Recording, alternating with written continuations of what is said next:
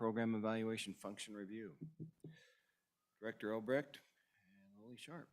So- Okay, Mr. Chairman, I think per council directive, we're going to take up the revised session calendar first, if Oh, that's that's still. right. We had that hanging out there. Yeah. You got the new and improved one for us? Yep, Mr. Chairman, Anthony distributed a 37-day calendar with 2 Monday recesses. Those Monday recesses being January 23rd tentatively and Need you to initial mine. February 20th.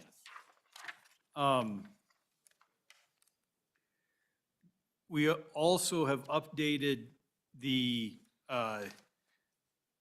budget bill schedule. Under this revised calendar, the budget bill would be available on January 25th with Budget Bill Committee of the Whole starting Monday, January 30th. Okay. So that would, Mr. Chairman, that would be 2 days for Committee of the Whole on the budget bill Monday and the 30th, Tuesday, the 31st. Budget bill second reading on Wednesday, February 1st, and budget bill third reading on Friday, February 3rd. Vice President, you're our appropriations man. Good with this? So just real quick, so we would start doing the JAC on, you said Monday the 2nd? Did I miss that? Mr. Chairman, so Craig will be done, or Craig will meet on January 4th and start on the 11th with agency budget callbacks. 12th is the projected date to release Craig, get the governor's letters, other callbacks, and then have JAC markup on the 13th. Okay, yep. Committee, questions? Set? Video, we good?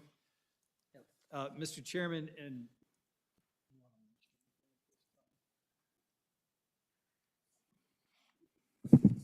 Don? Mr. Chairman, I did reach out to the Joint Appropriations Committee Chairman. I was only able to get a hold of one of them. And they had a number of questions about this, but I think staff can respond. And we would likely extend the JAC hearings in December from 5 days to 7 days, which those 2 extra days obviously haven't been decided yet, but that would be the tentative plan. When everybody was agreeable with that? When those you contacted, you said you reached out and started contacting? I did reach out. I was unable to contact one of the co-chairmen, but I did text and email. You've been So I haven't busy heard already. back. Okay. Do you need, well, you need to go over February and then we see. We want to see if we get a motion on that. Mr. Chairman, could you please move your microphone Sure. closer to you? Yeah. Even I'm having a hard time hearing. There we go. So you want to finish up on the calendar part? Then You we'll bet. come back. Let's have a motion on that, Mr. Chairman, if Management Council is amenable. We got everybody, and where you added just 2 days, Dawn, right? Do we need something specific to that? So, Mr. Chairman, what Don was referring to was the budget hearings that will be held in Right, December. in December, right? But that's never been calendared before. Oh, it never Uh, has. Okay. JAC will decide on those dates, and then we'll put it on the legislative meeting calendar. Okay, Mr. Chairman, I move adoption of the Wait. 37-day with 2 Monday do a recesses second. budget, calendar as presented. Second? Give me a second, I think we have some discussion from the speaker. Okay, second, now go ahead. Mr. President, so Bob Nicholas was just on the screen, and I didn't know if he wanted to take testimony or if the staff knew what he had to offer. Chairman Nicholas, are you still out there? Well, Mr. Chairman, and Chairman Nicholas can, of course, chime in. But I think he is on for another thing, so. Yeah, I don't have any problem with it, so. Okay, thanks, Chairman. Thank you. Thank you. And if I could, Mr. President, I still wish that we were getting more of it done earlier in the session and we were getting it out of the way sooner, but this is a first step or a second step, is moving it back. So All right, further long as- discussion on the calendar. Go ahead. Senator Hicks and all the other appropriators are happy, we're all happy. Not hollering too much. Okay, everybody good? Mr. Chairman, I will just briefly mention that, you know, if the legislature is taking these 2 Monday recesses, that Monday, the 16th, though, which is Martin Luther King and Equality Day, that is a state holiday. So for all executive branch staff who are here, janitorial, highway patrol, agency people will have to be in on their day off and will receive whatever compensation they will need to receive on that day, be it overtime or comp time, Okay, on the understood. 16th, if they Any have. questions on that, legislative folks? Okay. That's what he was saying. Yep. Okay. All right, we have a motion on the floor, moved and seconded to accept the calendar. All those in favor say aye. Those opposed, nay, and we got an aye on the big screen. Okay, thank you. Legislator composites, Lily, did we skip you? Yep, Mr. Chairman, we're going to talk about the program evaluation function. Yeah, sorry about that. Didn't mean to. Lily?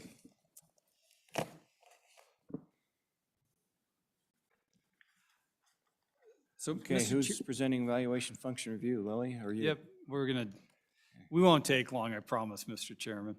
Mr. Chairman, as council is aware, the former administrator of the Program Evaluation and Research Division at LSO, Abby Bodewins, left at the end of August, or maybe middle of August, to take, first to go on maternity leave, and then to take a position with the Attorney General's office. So Lily Sharp had agreed to come in and run eval and research on an interim basis. But with Abby's departure, we also lost one of our program evaluators, Amanda Freund, whose husband is a helicopter pilot in the Air Force, was restationed to the Washington, D.C. area. They moved as a family. And we also had some other changes within LSO staffing.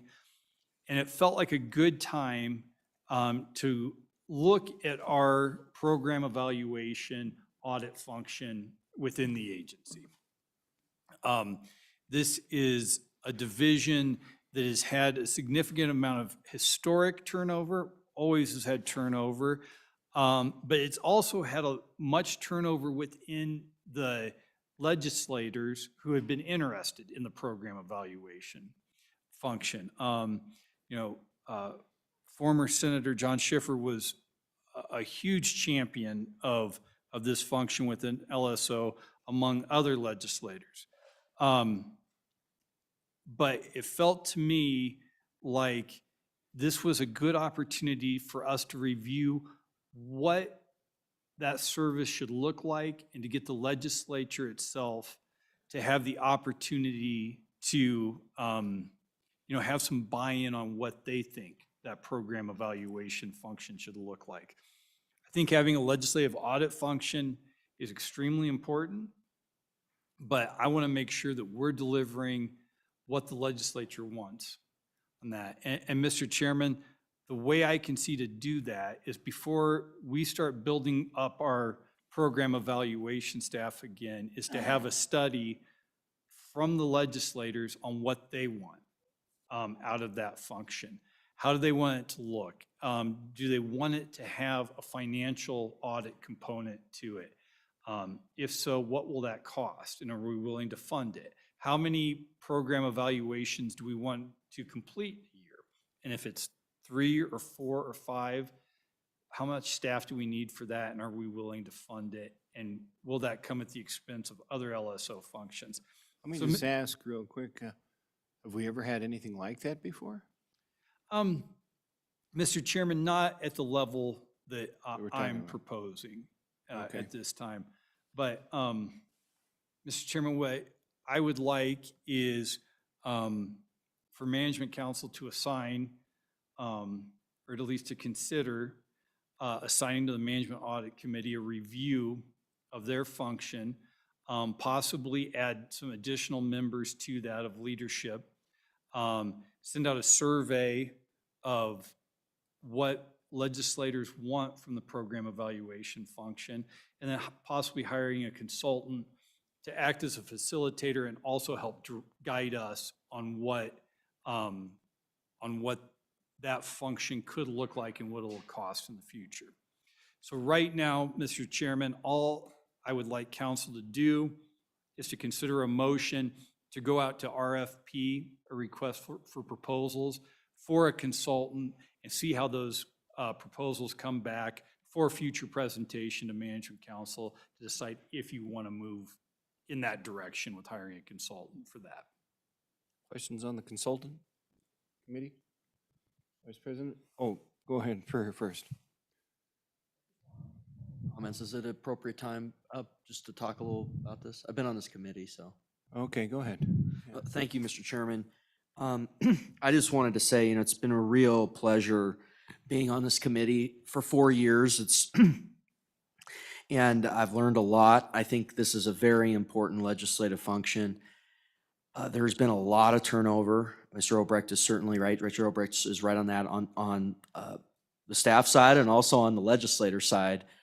4 years ago, there was, I think, one person that when a lot of people came in that stayed on, and that person left this last biennium.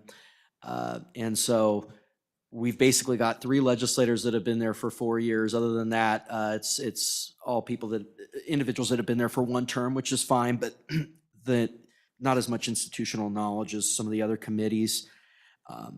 And I think the financial audit that we started talking about, that function in 2019, was something we really wanted to do. And then we got into budget issues and COVID, and it just didn't make sense. So I think that it makes sense for us to do financial audits. We just released today, we had the vote on Friday on it, the first performance audit since 2018. It's in the executive summaries in everybody's inboxes, and there's a link to the full audit. I'm glad we were able to get that done because it had been a while since we had done one. I'm not sure whether hiring a consultant is, I understand this is just a vote to go out to RFP, and that's something we'll take a look at. But I do think moving to financial audits is important. We did have a study. I emailed Ms. Smith, who has been on the committee for a while. We did have an internal study, I think back in 2019 or 2020, on financial audits specifically and what other states do. And I personally think this decision can be made by the legislature, but we just got to make a call. I mean, and I understand why Director Obrecht wants to go in this direction. And but one of the challenges we've had the last 4 years is providing clear direction to the Program Evaluation Division, and that I think has been on the committee at times. Not pointing fingers, but I've felt that. And I think that's really the answer. I mean, I think there's 2 decision points. Do we want to do fiscal audits? How many audits do we want to do a year? And I think we can do some state-by-state comparisons. But it's very important. Thank you. Thank you. Vice President? Matt, could you just clarify for me exactly what the consultant would do? Is it look at just the need for the overall structure, or is there specifics to this? I wasn't clear exactly what the RFP and what we'd be hiring a consultant for. So if you can clarify that, it'd be helpful. Go ahead, Director. Yep.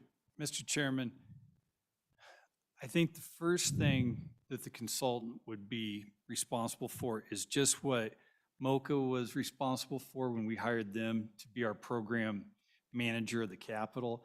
And that's what they did, is they got all the stakeholders together and they kind of facilitated a visioning session of, at that time it was imagining what we wanted out of the Capitol building. And I could see the same thing happening here. What do the legislator stakeholders want from a program evaluation? And we would use that as the guiding document on all then the decision points we made. But But these consultants would also have to obviously have a background in state legislative audits and what those look like, what the personnel necessary for those would be, and what some timeframes that for these audits or program evaluations would be. And they would then generate that report. And partially, Mr. Chairman, is it would be good to have that third voice, I feel, rather than just the legislators or just staff saying, hey, here's what it's going to take to give you what you want out of this function. That's right, go ahead. Follow-up. So, Matt, when you talk about facilitate for all stakeholders, is there other stakeholders other than legislative members? I mean, define for me what stakeholders in that on that construct would be. Director? Yep. Mr. Chairman, Senator, yeah, just legislators in my mind. But members who are interested in that function, and then also leadership, and maybe members of JAC who would, ultimately be responsible, and members of council in funding it. And then, the end result too will also be statutory changes potentially as well. Okay, further, go ahead, Mr. Speaker. Thank you, Mr. President. So while I think obviously the legislature is the obvious major stakeholder, what this does is it's an interaction with the executive branch primarily. And so they may have we have some issues that are not resolved with the executive branch came out of this last audit. And that's what I think goes to Director Robick saying there will be maybe some statutory changes to be considered in this process so that we can maybe more easily facilitate the audit process. I'll just tell you, some of the things we have with attorney-client privilege within the executive branch, we're trying to get information, and there is some challenges in that, if you will. So I think there are, I don't know if the consultant's the right way to do it, but there are some challenges that we have to address if we want to have a good functioning process and consistency. So like Representative Gray, I think it's just Representative Gray, myself, and Senator Perkins who've been on the committee prior to this current session. That's it, everybody else. So there's a lot of turnover. And add the staff turnover, there's just, it's just a lot of things that you don't have that continuum of momentum, if you will, to keep things moving. So I do think we need to take a look at it and decide how vigorous and what kinds we want to do. I don't know if this is the right approach. I just know I'm confident we need to take a hard look at it. So thank you, Mr. Chairman. So, Mr. Chairman, just one more follow-up question on that. So one of the things that's always bothered me is, and I'm saying if this would be a function or something that we'd look at, I've always thought that the legislature, when it comes to particularly retirement, we need our own actuarially advice on some of these issues. Would this be a function of the management audit committee? How would this fit in if we actually wanted to perform not only just audits, but look at actuary soundness projections for different programs? Director? Mr. Chairman, Senator, I guess my answer to that question was it certainly could be. It could be, and the question is on things such as the soundness of the state retirement system, the state pensions, should the legislature have its own actuarial provide us with, a review of the soundness of those plans, rather than the legislature relying on an actuary who is contracted through WRS. And that completely could be within the program evaluation and audit function, if the legislature wanted it to be. Not under the current statutes, though. Okay, go ahead. Thank you, Mr. President. And Director, boy, I'm trying to get my head around this. I served on management audit early on in my career, so a long time ago. But what we did with program evaluation really wasn't about a financial audit. It really was about the programs and the expectation of the programs and the outcomes, and if we needed any kind of statutory changes in relation to that. The Appropriations Committee, on the other hand, was responsible for looking at the funding that went to a particular program and assessing that. And maybe there was too much of siloing of those two different functions. But I am curious about the move of program evaluation going from kind of that notion of, are we getting the services that we expect out in the state, to the money? And so I am really curious about that shift and your perception of what a consultant would do in relationship to that whole function. Mr. Chairman and Representative Conley, let me be clear that currently all we do is program evaluations in the Wyoming legislature. So that's all we've done. And to Representative Gray's point, we hadn't done a full-fledged one for 4 years due to staffing challenges, COVID, a myriad of reasons. But that's all we have the statutory authority to do. But there has been an expressed desire among some members of the legislature, and particularly those members who are newer to the program evaluation, to see whether we should include a financial audit function. And I think that was part of the education process that our staff tried to do with new members, is that, we've never provided that. That's always been something that's done through the Department of Audit on the executive branch side. But to their point, there is plenty of other state legislatures who have a financial audit function within their legislative branch. The state auditor in Colorado is a legislative employee. So there's models out there for that. That's, the consultant could review those models, which we've done internally on a number of occasions, again, to Representative Gray's point. And then the legislators could decide whether they wanted to adopt one of those models and how much it might cost for us to implement it. Representative Connolly, does that cover it? All right, let's go to the screen. Representative Greer, you got a hand up. Mr. President, I did, but that last question and answer was what I was focused on. Was we're looking at program evaluations. The term management audit is a misnomer. I remember thinking same thing, financial audits with it, but it's really program evaluation. And I agree, I have not seen a useful report in the last, I want to say 3, maybe 4 years. And I used to read them all the time, especially when they crossed over on the committees I was on. I thought it would be very useful, but thank you. Go ahead, Mr. Speaker. Thank you, Mr. President. So I think I would encourage Representative Gear and all my colleagues to take a look at the one that was just released. I think there actually is very actionable information contained in it that hopefully our executive branch will take a first look at, and then we can partner and actually make some differences. I think there are some things that are to be learned in it, and it was well done. It was well done by our staff, obviously. The other part of, I think, we need to get back to the program evaluation lives under a committee structure, which is Management Audit Committee, which is a statutory committee. It's not a rules-based committee, it's a statutory committee. So if we want to change its functions, that's one of the places, the financial component. The other thing that's happened with Management Audit Committee, which the next Management Council could take up, is it has become the home committee for 2 agencies, ANI and ETS. ANI and ETS and the Public Funds Division of Department of Revenue. So we actually get bill requests or suggestions from agencies too now in management audit. So it also now serves a different function, which it did not 2 years ago.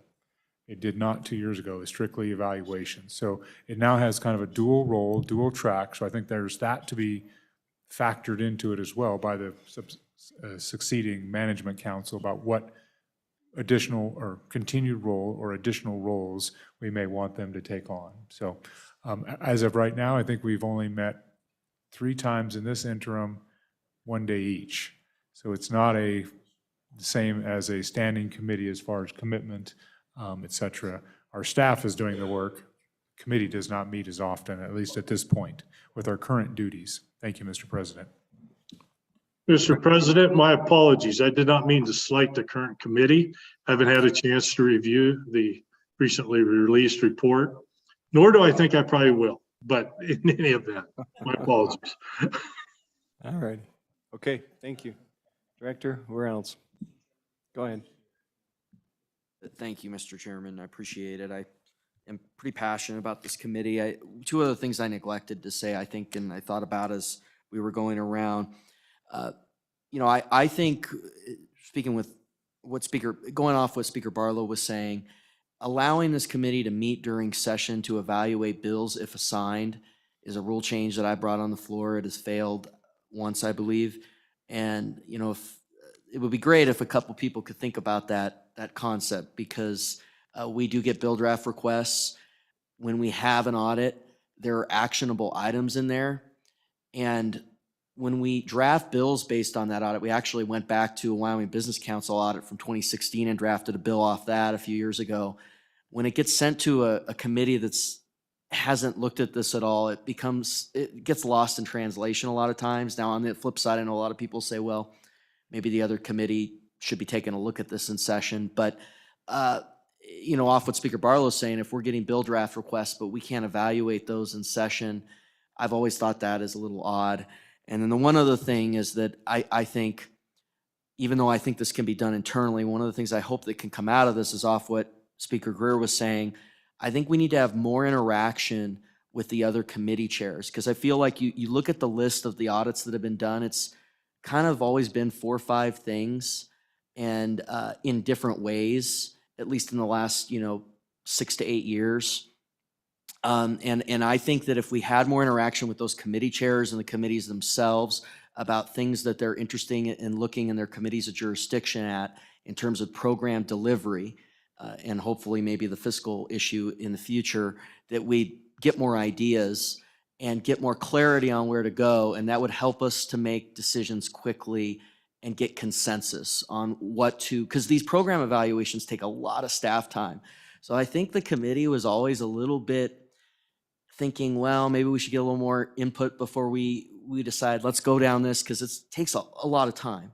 And there was actually one that they started doing the data collection on that we had authorized, and because of some privacy issues, they weren't able to continue the study, and it actually had to we reversed completing it. And so I think that communication is important. And again, I think we just need to get more, the committee needs to, nothing on the last 4 years, I've been on the committee, but we need to just continue to get better at just making calls and going down the route of deciding on a program evaluation. But some of that was because of COVID and staffing, why we delayed a little bit. So thank you. Thank you. Further comment? We'll take it back to the director. So, do you want to have Lily speak too? Mr. Chairman, she certainly can if she wants to. And I think I would mention that there are multiple challenges trying to staff this function. It's a hard job to hire for. It is, you have to have the right temperament to do it. You're being asked to go investigate how your peers essentially are carrying on their job when you know nothing about their job to begin with, when you begin your investigation into that.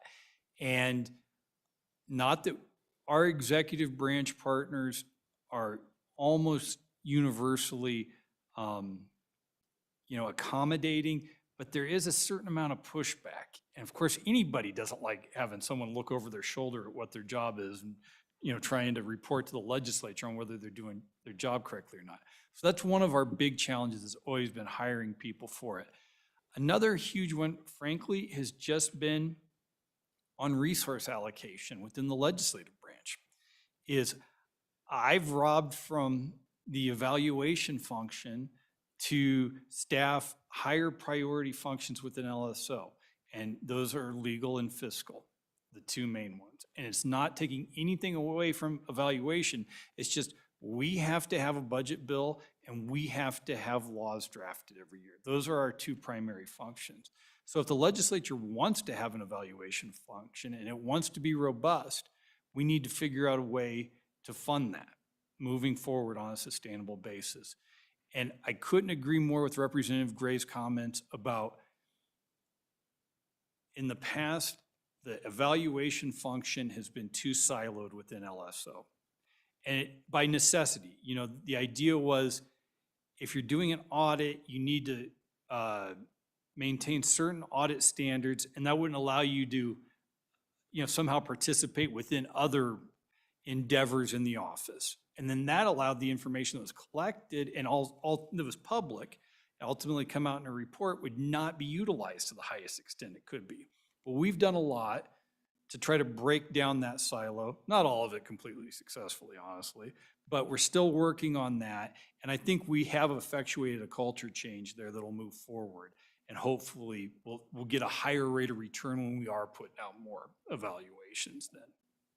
So, Mr. Chairman, with all that being said, the only ask right now of council is approval to put out a request for proposal for consultants. As discussed earlier, no action will be taken to retain those consultants without further action at council. Go ahead.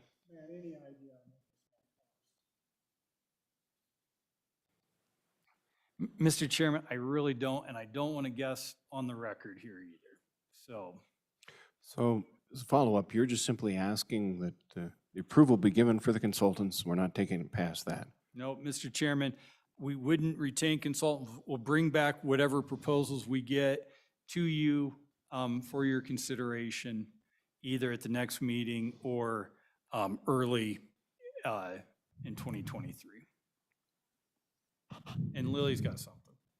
Go ahead, Lily. Mr. Chairman, one thing that I'd like to add, and this is just in the short time that I've been here, that our research division has actually researched for other topics, but I think is very pertinent to this, is that in determining if we were to have an occult consultant review the possibilities for Wyoming and for the Wyoming legislature, is also the benefit of having a smaller program audit staff, and then simultaneously when the legislature requests a certain type of audit, which is very in-depth, in detail, that requires knowledge far beyond what one staff, even what a few staff members could have at LSO, that our staff would actually be the manager of those audits. And I think you're all familiar, other states have done this,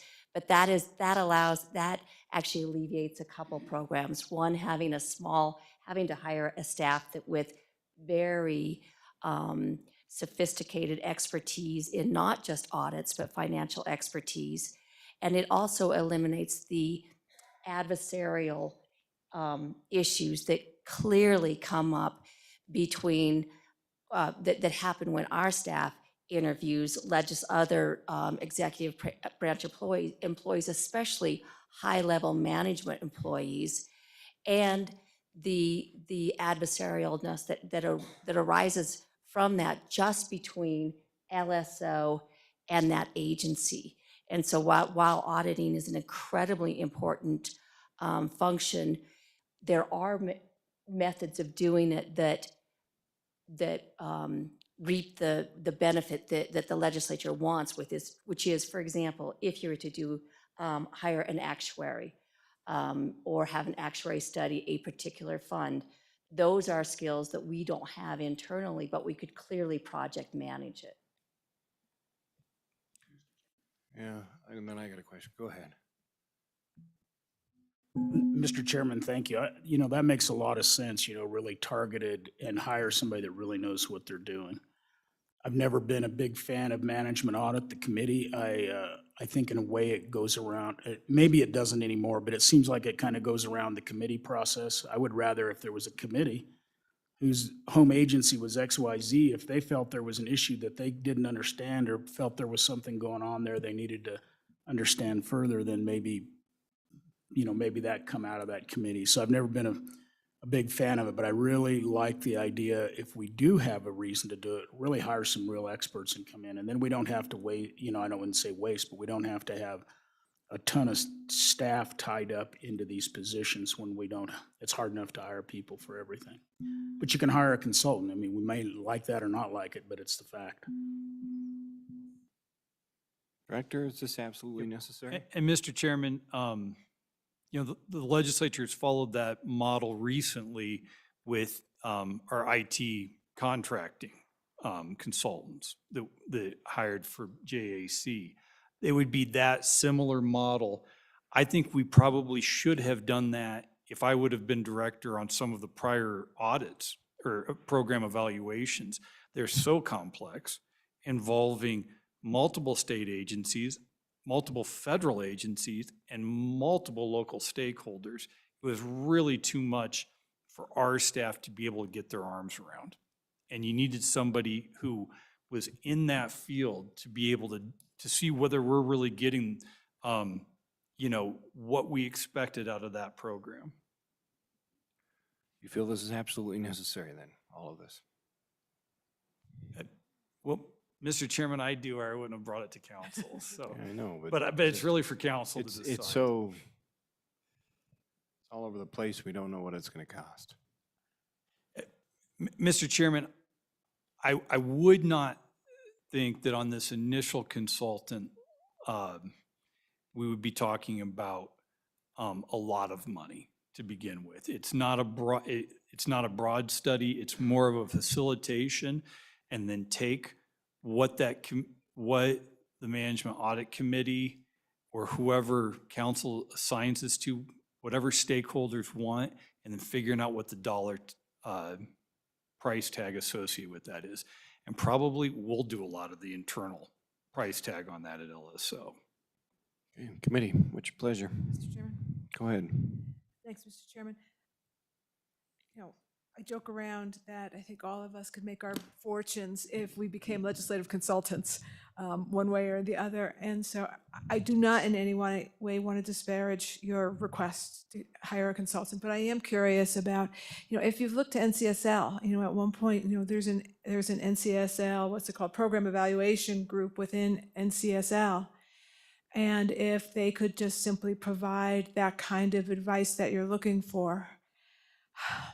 I am just curious if we need to go down the road of hiring a consultant at this point. So, Mr. Chairman, actually, we may hire NCSL to do it. They may be the consultant, in which we've hired them to do multiple studies in the past on the Wyoming legislature. That is not included within our base dues. Now, we can get information from them, and we can, utilize that information in a report from LSO. But I really do believe in this circumstance, having a third voice on this, an outside party, will help move this forward. Now, frankly, if the legislature doesn't want to do this, we're in no position to conduct a program evaluation right now. We don't have the staff currently to do it. We can start hiring for that staff again, but then really at that time, all it is my idea on what the program evaluation function should look like based on the priorities council makes with our funding and then based on our statutes. Matt, could you tell us how many staff do you have right now? And is program evaluation staff and research staff combined Go ahead. at this point? Mr. Chairman, they are. That was one of the silos we broke down was the people who work directly for Lilly, while they have various titles, they can take on both the role of researcher and evaluator. And they do that. Now, there are definitely people with specialties who specialize in the program evaluation function or in the research function. And if you're a researcher primarily, but you get assigned to an audit to do an evaluation, you don't usually have a lot of time to do any of your research, which also includes staffing the standing committees or the select committees that you're assigned to as well. So that's one of those things where I said that it hadn't been seamless in the breakdown of those silos. Mr. Chair, just a follow-up, how many people are left at this point?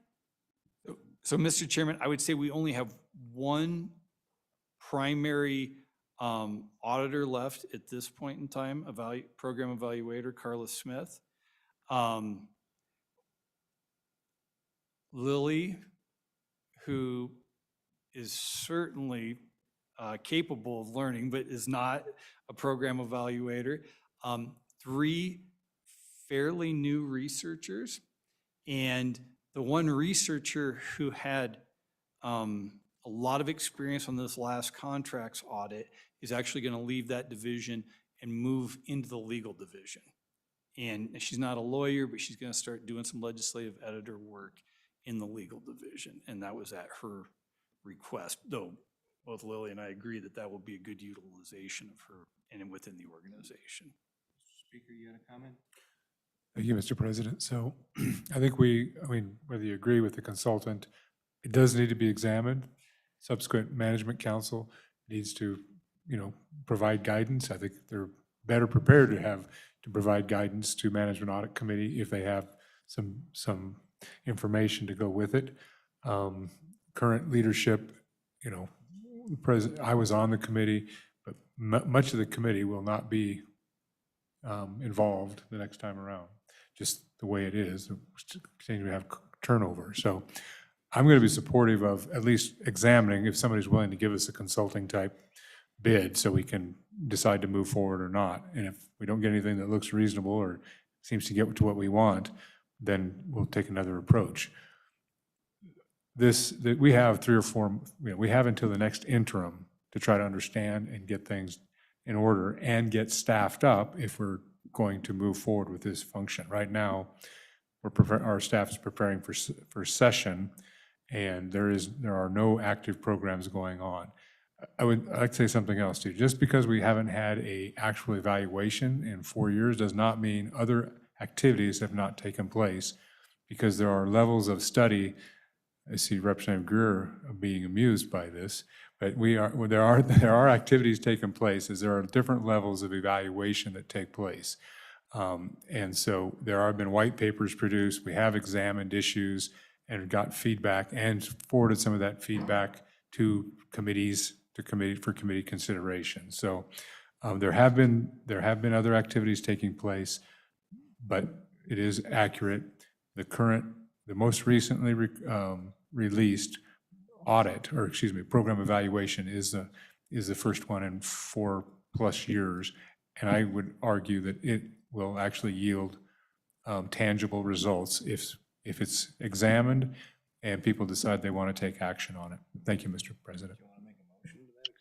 So, Mr. President, thank you. I'm getting convinced that this is a very good approach. And I just kind of harken back to a couple of things.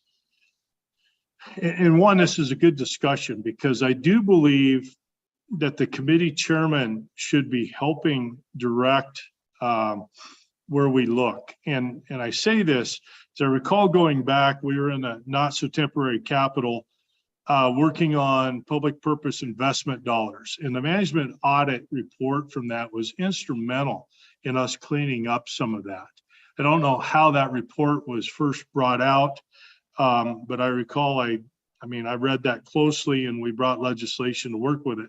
I also go back a year where we wanted to look at the Business Ready Community Grant Program. And I foolishly, as a chairman, had relied on the agency to bring forward the information we were needing.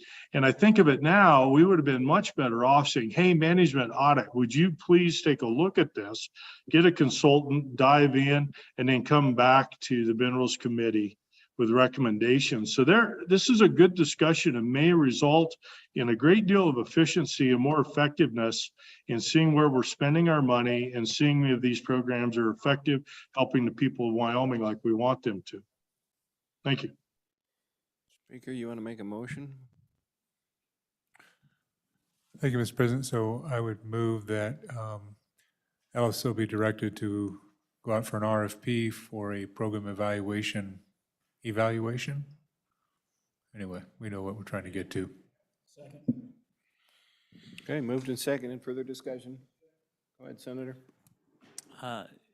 Did they want an RFP or did they want the flexibility to explore?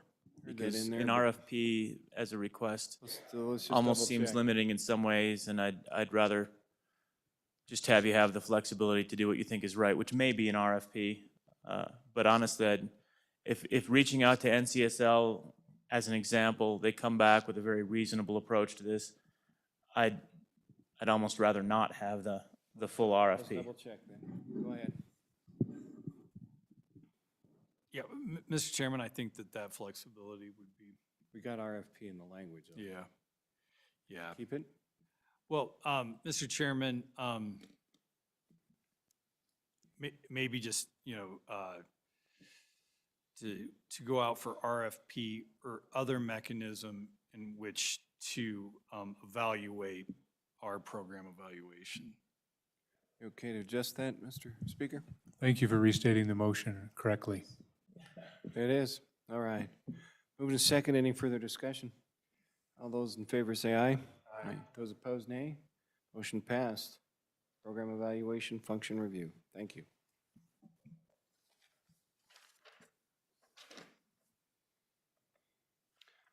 Legislative composites. Tony Manson, Chairman Senator Landon.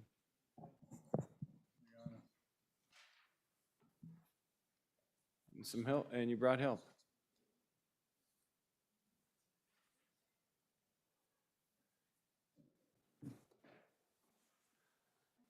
Okay, thank you. Welcome. Mr. President, good afternoon. You've been handling other duties as well today. Well, I am, and so, Mr. President, I do apologize for not dressing up for the occasion.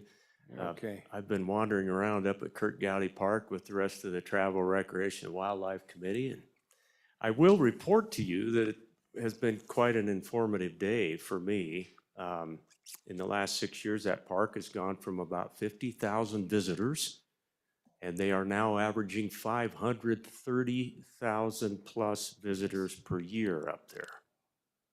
That's the growth that we've had in that state park. So many other issues that we can talk about as we go along. But anyway, it's great to see it. I would have had time come to, I didn't know that your You've been conversation out would working the allow front me to lines. put a tie on. So anyway, thank you, Mr. President. It's appreciate the opportunity to stop by for a visit to catch all of you up on some work we've been doing throughout the interim. I've had the privilege of serving as a co-chairman on a subcommittee for you and the SBC to take a look at wayfinding and exhibits. Auditor Racinas has served as the co-chairman on that, and we've actually put in quite a bit of effort to take this building home, the Capitol Square home, and finish it all up. It's a committee that is composed also of Representative Nicholas, Representative Banks.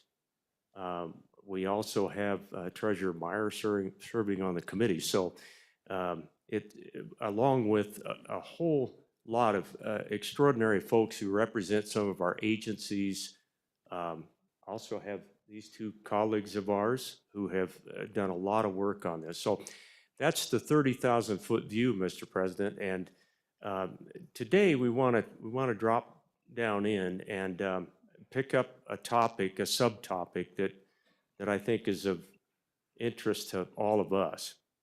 You might remember that at the end of the last session, there was a lot of interest in moving the composite photographs of previous legislatures out from those back hallways over by the parking garage. And it is the recommendation of your Exhibit and Wayfinding Committee that happen. At our meeting at the end of September, we voted as a subcommittee to make that recommendation that we move those composites out where people can find them into the connector link between this building, the Capitol, and the Hirschler Building.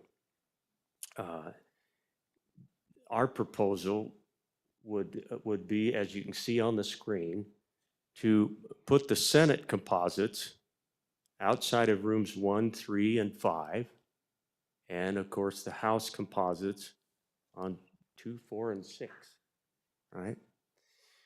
So just a couple more things about those composites. We have 139 composites here in the Capitol Square somewhere. 99 of those are in the building that we're sitting in now, in the Capitol.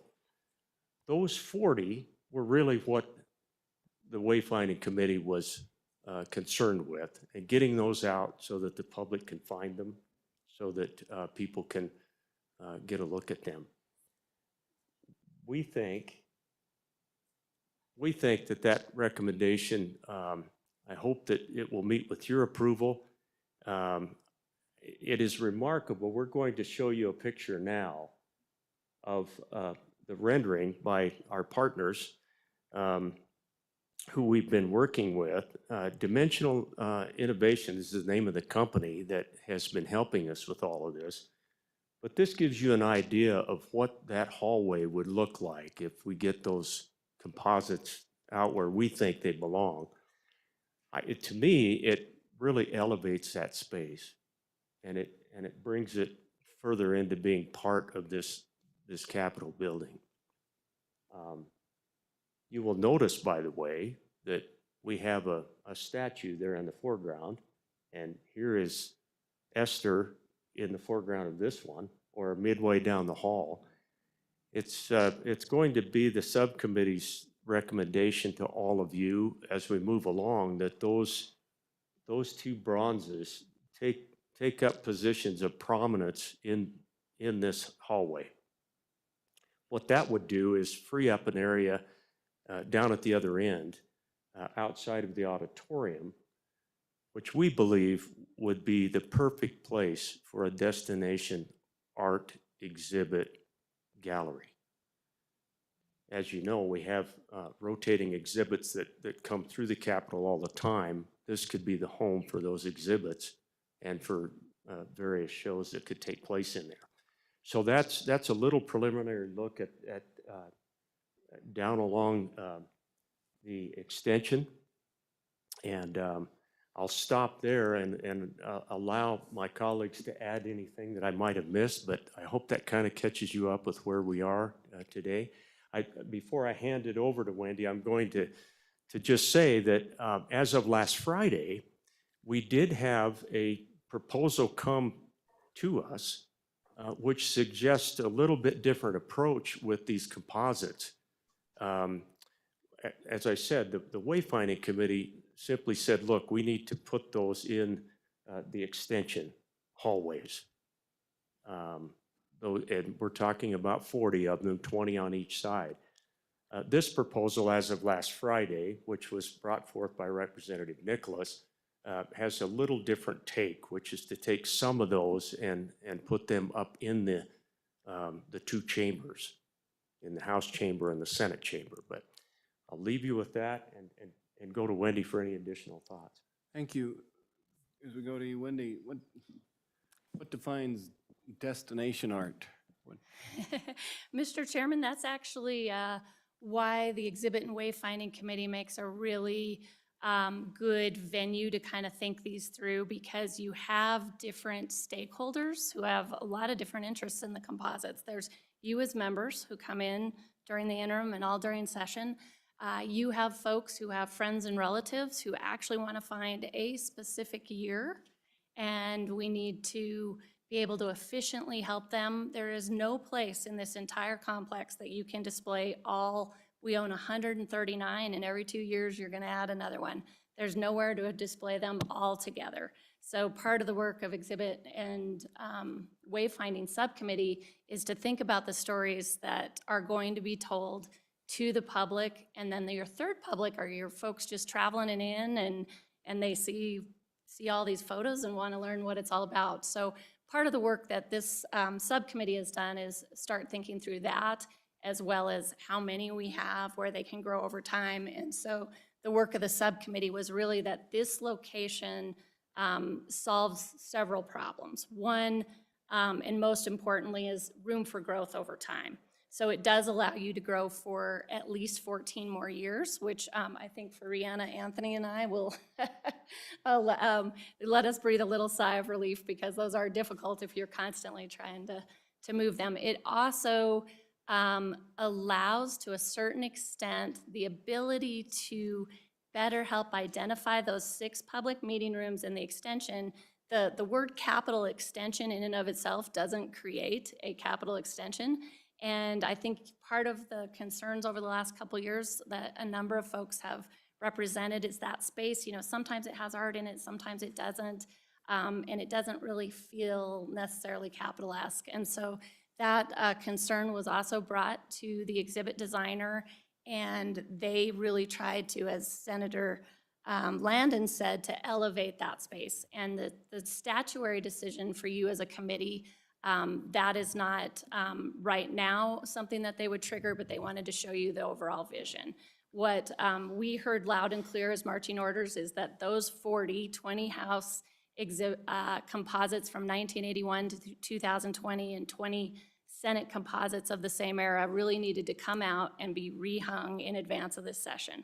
So right now, what we wanted to do is bring that to Management Council, because as staff, the 90 of you, unless there's a bill that passes and says this is where they shall be located, Management Council is really for us the most effective place to get a blessing from this branch for their location, because there is great desire to move them out of the back hallways, but there's not necessarily consensus about where they should go.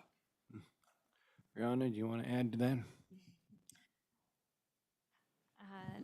Hi, Mr. Chairman. No, I think that captures everything. Thank you.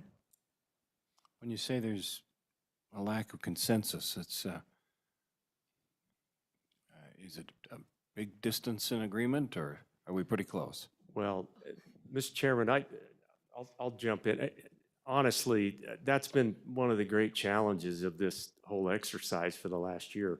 We have wonderful executive branch folks, so we have wonderful legislators, and we're trying to shepherd the boat down through the canyon here. And I think we've done a good job. I think the subcommittee is pretty solidly behind this proposal to you. It will also be presented to SBC tomorrow. There was unanimous support for the fact that it should come all out into the extension. Where we have dividing attention and a whole lot of other ideas is you go beyond that on just about any front. And you're going to have 90 opinions on the legislative side, and you're going to have almost that many on the executive side. So I think there's good, solid support, though. Even the governor has indicated that he kind of had an idea that we would want to get those out into the extension hallways, and he has indicated that he will support that as well. So we wait on this. Yeah, committee, go ahead. I think speaker was jumping up. Go ahead. Mr. Chairman, thank you. So remind me back when, before we went to the not-so-temporary capital, but I think those composites were on the walls between our chambers, and it was all enclosed. We didn't have them down in the bottom.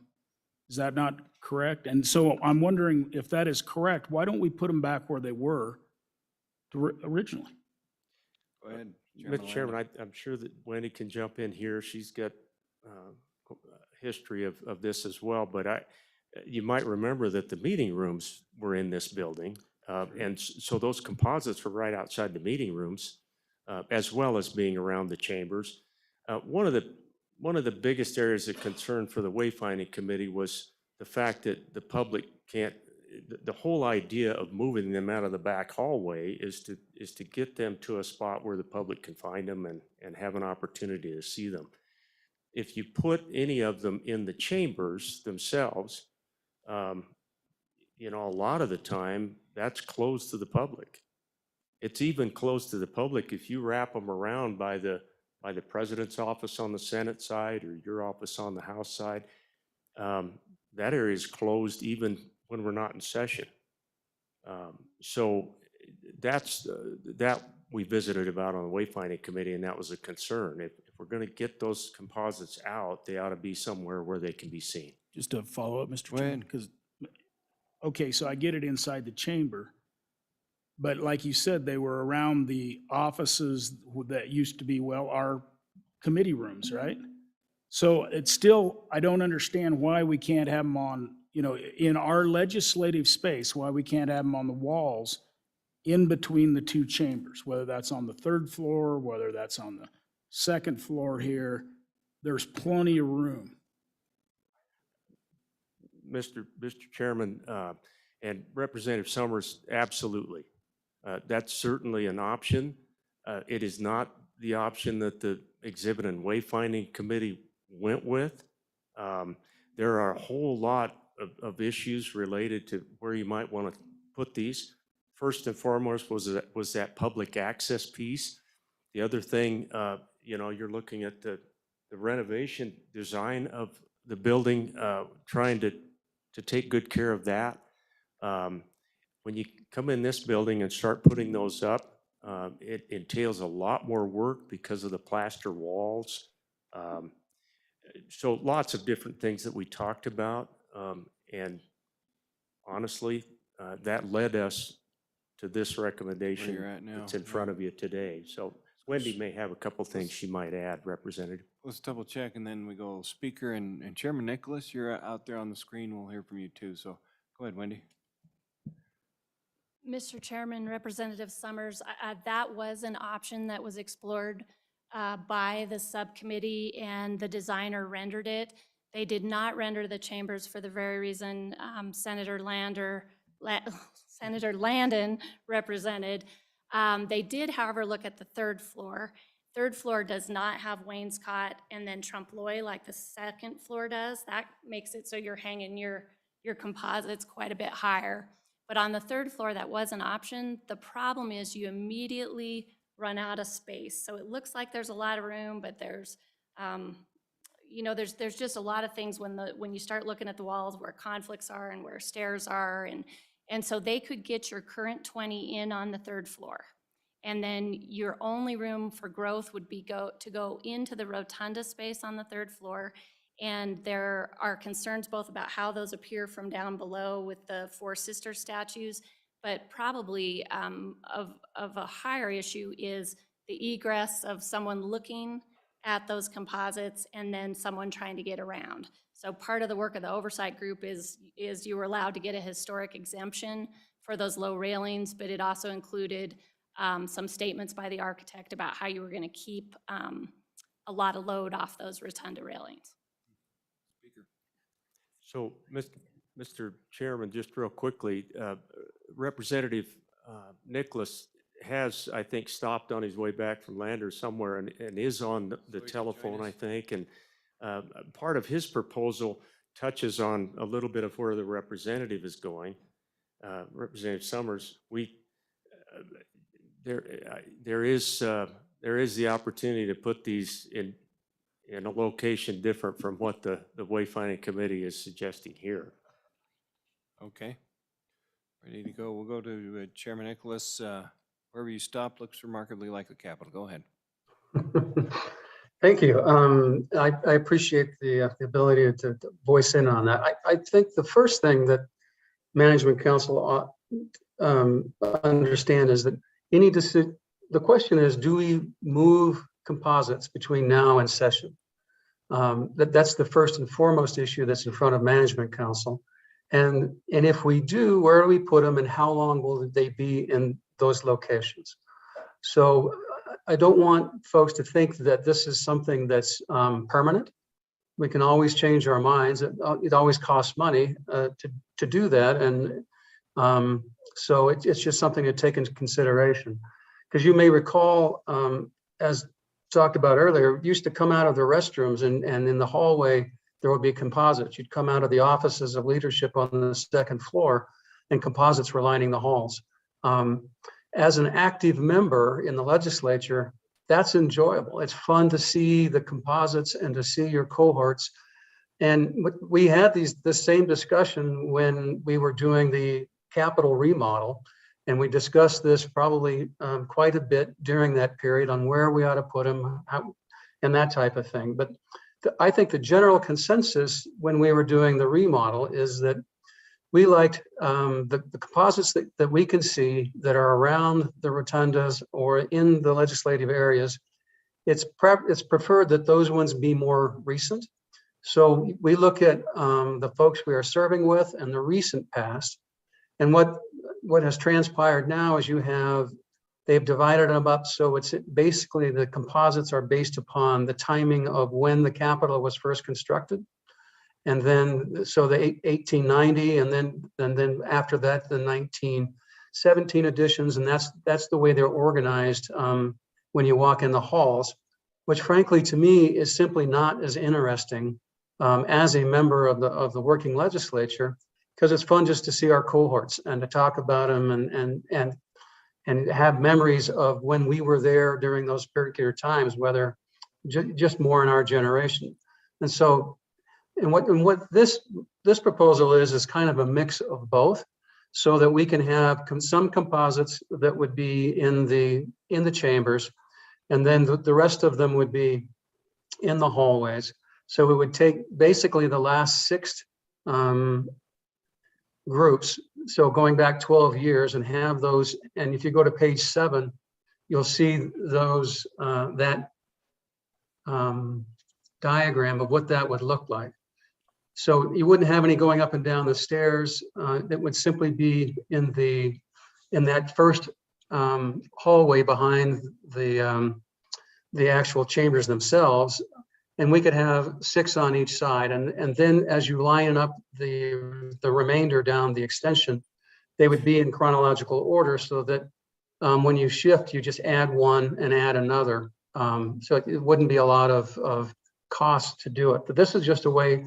Then my thought was, then at the end of the session, we could ask actively the folks that just got off the floor in both chambers where they like them the most, if they like them in the hallways, if they like some in their chambers, and make more, and if we like the ones that are right outside the hallway, and to make a kind of an evaluation at that time of if we like them or not. But the most important thing, I think, is to get them moved out of where they are now, pre-session, so that we have the enjoyment of them, and also see if we like them in the corridors. I just want to remind everybody that during our wayfinding group, I was fairly explicit, saying, the composites are a decision that should be made exclusively, I think, by the legislature. There are composites. We have the ability to decide where they're going to go. For several years, we've had discussions with the executive branch, and those over time have modified, and I think we've gotten more congenial about it. And so there's not that controversy right now, but there has been in the past, and I anticipate there may be in the future. So I think it's important for us to assert our authority and to make sure that we control where our composites go. We are in the process of developing interactive displays, so that when you go into the extension or the Capitol, you want to find, like, say, your senator who's your distant cousin in 1920, you type in his name and they'll take you right to that location. And I think that's an important criteria. And obviously this issue will come up again. And so if you look at the composites in page 7, the other thing that I like about this alternative, it takes the artwork that's currently on the wall, particularly in the Senate side, and moves that into the chamber where it was before. And I think if you have the opportunity, you go down and walk into the House and the Senate chambers, because those walls are now have no artwork, they look barren to me. And so if we have additional artwork in there, I think that's an added benefit of having some of these most recent composites behind the chairs on both sides. So I'd be happy to answer any questions. Questions for Chairman Nicholas? Okay. Any follow-up? Thank you, Chairman Nicholas. Mr. Chairman. Go ahead. Thank you for allowing Representative Nicholas to jump in this afternoon and add to our recommendation. I think one thing that I want to leave our comments with is the fact that if we desire to have these composites out of the back hallways and up on the walls by the session time, it's something that we've got to jump on. And we really could use your help as our management council to give approval to one, the other, or both, or all of what's been talked about this afternoon, because it takes that kind of time to get these wondering if all there is time. hung in place. Yeah. And so I would leave you with that and see if Wendy has anything further. Wendy, follow-up? Mr. Chairman, I'd only note the question about legislative composites and SBC's role is if you like the idea of the south side of the extension outside public meeting rooms 1 through 6, that you might remember from the 2019 governance legislation is a bifurcated space.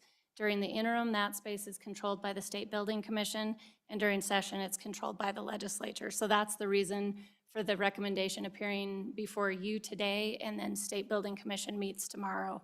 So there seems to be a general, I wouldn't say that there's not support for the idea, it's just probably a protocol issue to make sure everybody knows where these are gonna hang and bless it. So when I say that the consensus falls down and the reason we come to you is not because there wasn't necessarily consensus in the subcommittee, it's that all through the interim as members have come up to me, they said, hey, I hear we're moving these composites to location A, B, or C, and a lot of passionate feelings about that, but not necessarily uniform passion about one location. So that's the reason for both your group as well as SBC to weigh in on this. And we can absolutely move 40 by the end of the year, as long as we're not necessarily completely rethinking all 139 of them. But we could do both the subcommittee's recommendation as well as potentially the recommendation shown currently on the screen right now. There is, if you did hang 6 of those on the back walls of the chamber, that is plaster, and we do not have picture rail there. So if you do go for that, you know, we'd want to make sure that we're not putting too many holes in plaster. So we know we can fit 6 behind the bar in each chamber. If you would summarize the subcommittee's recommendation one more time for this committee.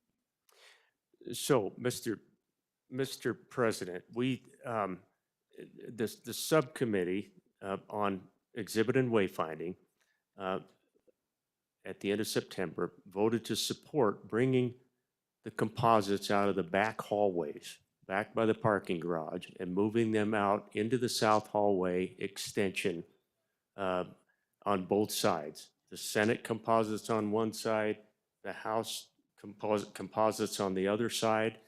And that was the supportive vote taken by the subcommittee. And Representative Nicholas is absolutely right. There was support even voiced for the fact that it's really up to the legislature, which in our minds is you as our leaders to say where those composites should go. There is support from your wayfinding committee that they go on the extension. Okay? Summary. Speaker. Thank you. So, Mr. Chairman, if I could affirm the understanding that if we utilize the corridor, the extension, the north end of the extension, the octagon, for lack of a better word, would be then available for art, it's exactly what I was thinking, cage fight. The north end would be more for a more traditional type of space for exhibits, I won't just say art, but exhibits. Who would be responsible for that space?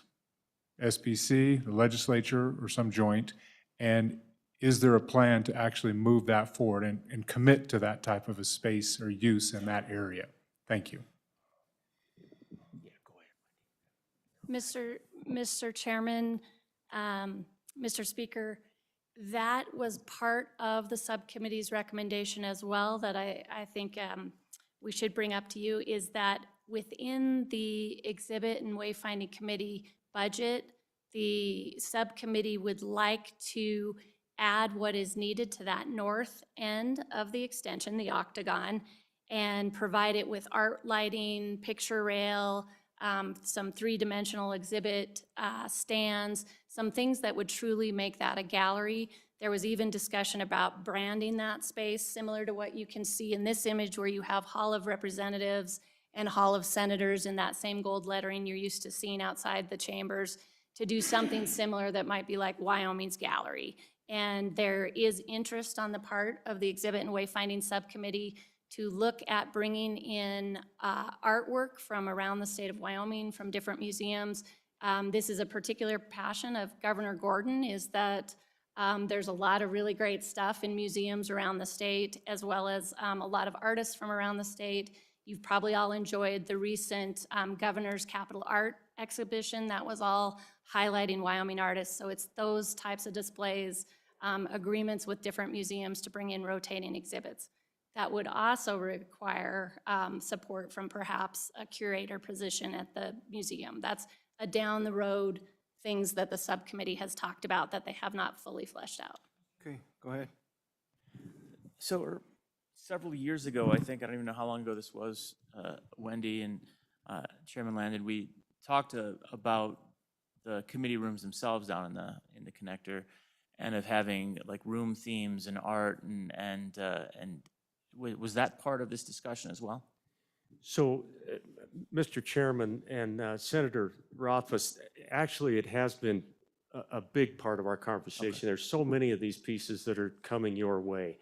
And we will be bringing back to you some of these in your December meeting.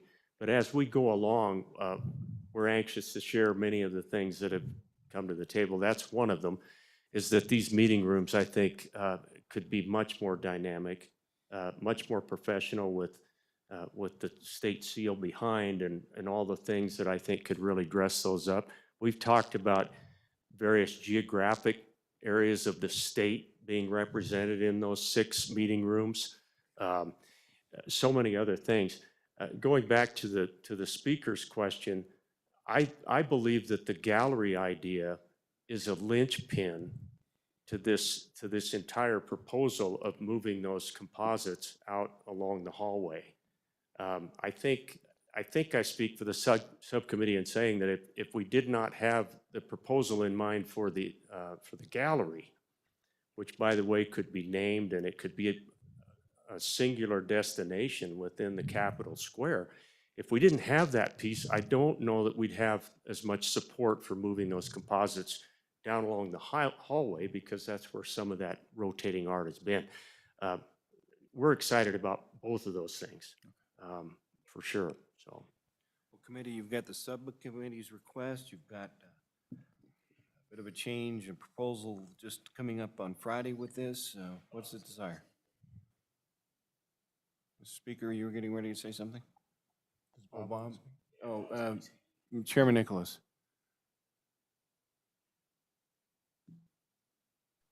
You're muted. Couple different things I just want to convey is that by no means do we want not to have art down in the corridor.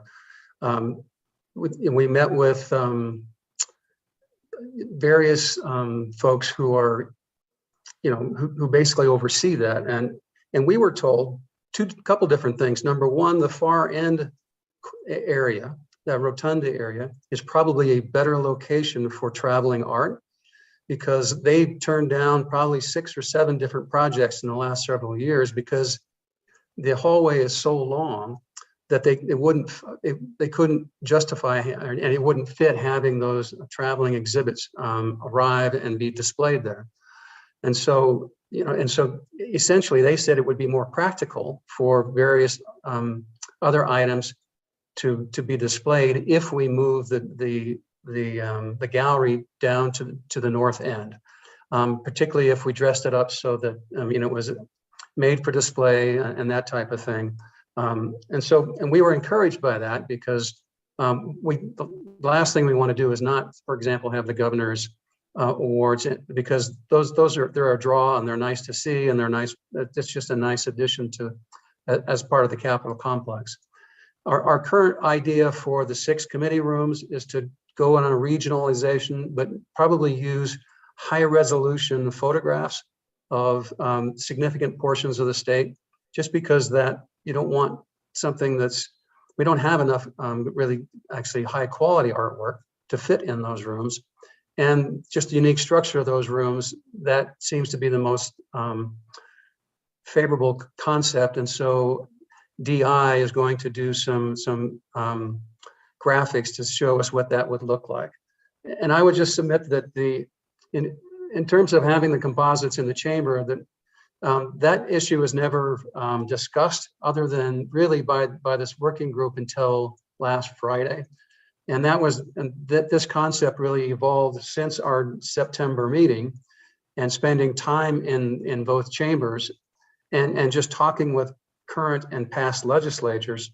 They just wanted to have more of the recent ones in a near proximity. So it was never voted on. Basically, it was a concept that I brought to the committee last week, only after asking DYI to create these images that see on page 7. So that the subcommittee really does not have a position on it. And their position probably is not to take a position, because this is a decision that we as legislators should be making. So to me, it's what we like and what you like and what you think the rest of our members like are really the deciding factors. All right. You've heard it. You know where we're at, Mr. Speaker? Thank you, Mr. Chairman. So I'm going to make a motion. I'm going to make a motion based on the practicable ability to actually do something before the session. And if the next management council wants to continue on from there with the proposal that Chairman Nicholas and others seem to be interested in, that can be taken up when there's time to actually examine it and know the ramifications, et cetera. So I'm going to make the motion to support the wayfinding subcommittee's recommendation that will go forth to, and support it going forth to SBC, that the composites that are in the north hallways be moved to the connector hallway and displayed there for the upcoming 2023 general session. Motion seconded to accept the subcommittee's work, thus giving us a little more time to take a look at what we'd want to do and follow up with Chairman Nicholas's work, or suggestion, which may work well as we bring everybody down here and they can see what the big picture is, no pun intended. Let's have further discussion. Is there any? Since you're ready to vote, all those in favor say aye. Aye. Those opposed, nay. Motion passes. That's what we're going to do for this session. Thank you, subcommittee. Mr. President, thank you for this afternoon. Again, I apologize for not having the tie on today, but we will be back with lots of good news on that front. Oh, you're working the front lines, 560,000 people at that park. It's amazing. Unbelievable. Must have some neighbors from the south coming up to help. It's pretty remarkable stuff what's going on in the outside world in Wyoming. But back to you in December, and from then on, and feel free to reach out anytime to any one of us. We're going to continue to work the exhibit and wayfinding. Lots to do there, but some really, I think, exciting things that are coming on that front that will finish up this beautiful place. So thank you. Thank you for your work on that. Thank you, Representative Chairman Nicholas. Thank you. Okay.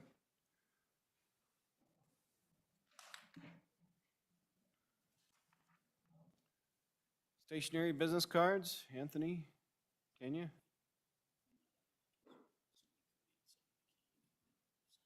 How do we steal you from education, Tanya, on this? She's everywhere, Mr. Chairman. That's what yeah. So this hopefully should go quick. We'll try and get Okay, you a go little bit ahead. of time back here. Time is yours, sir. So you've got a memo in front of you that kind of explains, I think you all kind of know where we're at with this. Our contractor who previously printed your letterhead and business cards went out of business pretty unexpectedly back in January. We went out for RFP twice. For a number of reasons, the printing industry has drastically changed since COVID.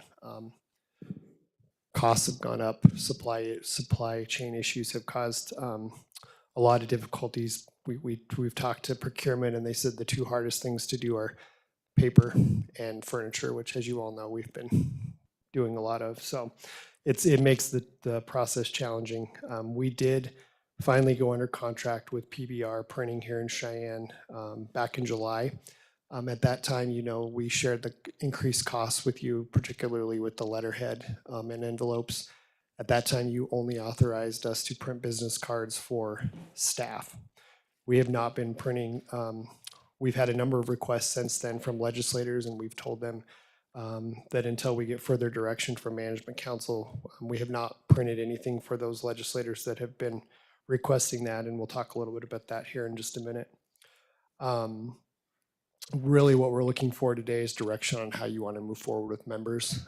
As you know, after the election, we will start what we've typically done in the past is start ordering new letterhead, stationery, envelopes, business cards for new members.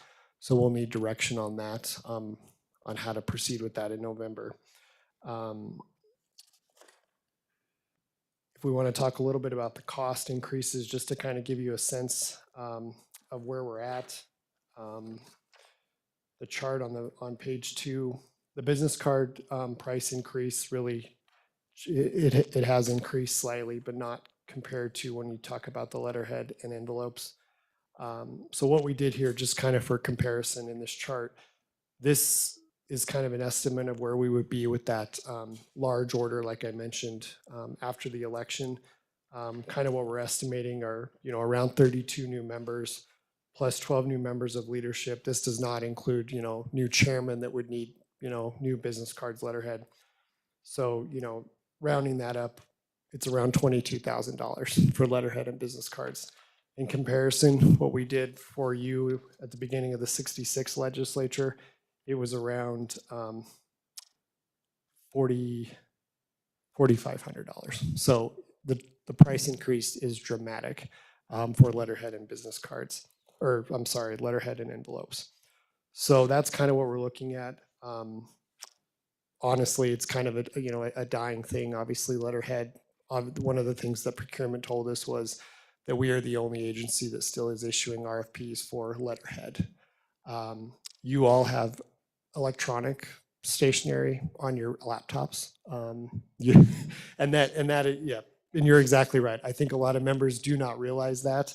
So we need to do a better job of communicating that, and we've also talked to our IT staff about how we're going to make that more, accessible on your new laptops. So really, what our recommendation, and obviously it is going to be up to council to decide, is to continue printing business cards for legislators, because that's really the request that we get, our business cards. We really don't get a lot of requests for reorders when it comes to letterhead and envelopes. And I think you all maybe would agree that you've probably got stacks of it. Maybe some of you use it more than others, but I don't think it's getting used nearly as much as the business cards. So, discontinuing the printing of letterhead and envelopes because of the dramatic cost increase and because you have those electronic templates on your laptops. And then the other thing we get requests on for occasionally are the correspondence cards. So you have the folded cards with the envelopes. And our recommendation there would be, and again, there is a price increase, but to print those as requested. So not just automatically providing those to folks, but providing those to those members that want those. And really what those, and let me just give you a quick price comparison there.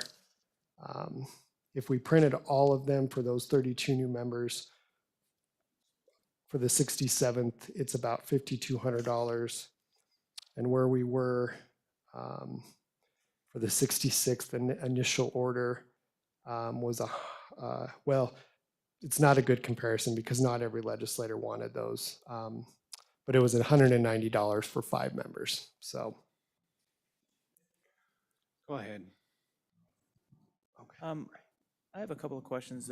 First is with regard to, and I believe this was done through RFP, is that right? So a call for proposals was put out? Invitation for bid. Yeah. Out of curiosity, did you just look around vendors and see if the bids were comparable to what you could get if you were just buying them on the open market? I'm going to let Tanya Hytrek talk about that. Tanya?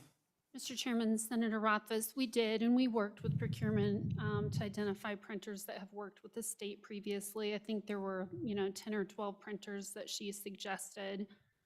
Part of the issue with this too is the constitutional provision that requires that we have a competitive bidding process for printing of any stationery or any printing for the legislature whatsoever. Mr. Chairman, follow-up. Go ahead. I'm just curious if the prices were comparable. I mean, there are massive print houses that print things for very small amounts of money when you buy lots of them, and I'm curious if we were getting reasonable prices relative to the market. If I were to go home and buy this, would I pay anything close to that, or would I pay an eighth of it? Wyoming, right? No, but Mr. Chairman, I'm curious about whether we're getting a rational deal or whether we just don't have any printers in the state anymore Tanya, that want this Anthony? business. Either one of you? Mr. Chairman, Senator, we didn't go to, say, Vista Print or those types of shops to see if they would be willing to do this type of work. But what I can tell you is that we did go out for invitation for bid in April of 2022, and the prices increased drastically even from that point to our second invitation for bid. We thought perhaps it was just as you're stating, it was, a condition of the market, and if we went back out, we would get a better price. We did not. In fact, it was much higher. One other question with regard to the correspondence cards. We've been using like fold-over cards. I don't know that we need fold-over cards. I think those are actually significantly more expensive than just the single card where you can write notes on, put them in the envelope. I don't know if that would save, it honestly seems like it would save a substantial amount of money if we switched to kind of the note card letterhead as opposed to the fold-over. And I don't know if that was explored. Go ahead. Mr. Chairman, Senator Rothfuss, it was not explored, but it's certainly something that we could explore if you elect to continue offering those to members. I actually like those better and they're Mr. cheaper. Speaker, you had something? So, Mr. Chairman, thank you. So I think that we've got a decision point. We need a decision point today for something we're going to do for at least the next legislature, setting up so our staff can know what to order on behalf. So I guess my view is that if the next legislature will increase their some of their reimbursements, they can print their own letterhead and et cetera, et cetera. But we can start everybody out with business cards. And so my view is, and maybe have just, 1,000 generic correspondence cards that are not personalized in some way, just so that if you want 100 and nobody else wants any, then you use them and nobody. So anyway, so I guess, I don't know if you're ready for a motion, but Let's just these double need check some. here. Go ahead. So, Mr. Chairman, thank you. And I guess my question is, I know we have no way of understanding the demand, but just do the letterhead like you do the correspondence card the last time. In other words, upon demand, for those people that want it, you just go ahead and get it done. Chances are you're not going to have that many legislators do it. And so the costs aren't, if we went to an on-demand system, the costs aren't going to be this high.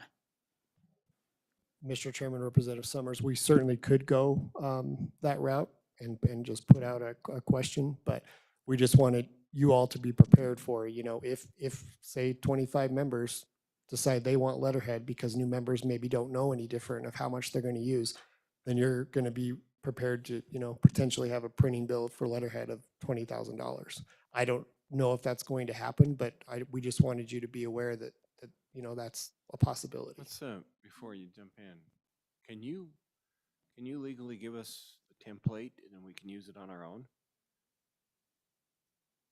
It's almost like I'm asking tourism for a logo, So Mr. Chairman, I think the challenge would be is that all of our letterhead and templates are created in Adobe InDesign, which hardly anybody has that program on their, Okay. on their computer. So it's certainly something that we would have to look at the way we're providing these, because that's not a software that most people have. Understood. Go ahead. I mean, if we're kind of talking about our preference also and representing what other legislators would potentially be viewing, I mean, from my perspective, I've definitely got a lot more letterhead than I've used over the years. There's no question I'm in excess of usable letterhead.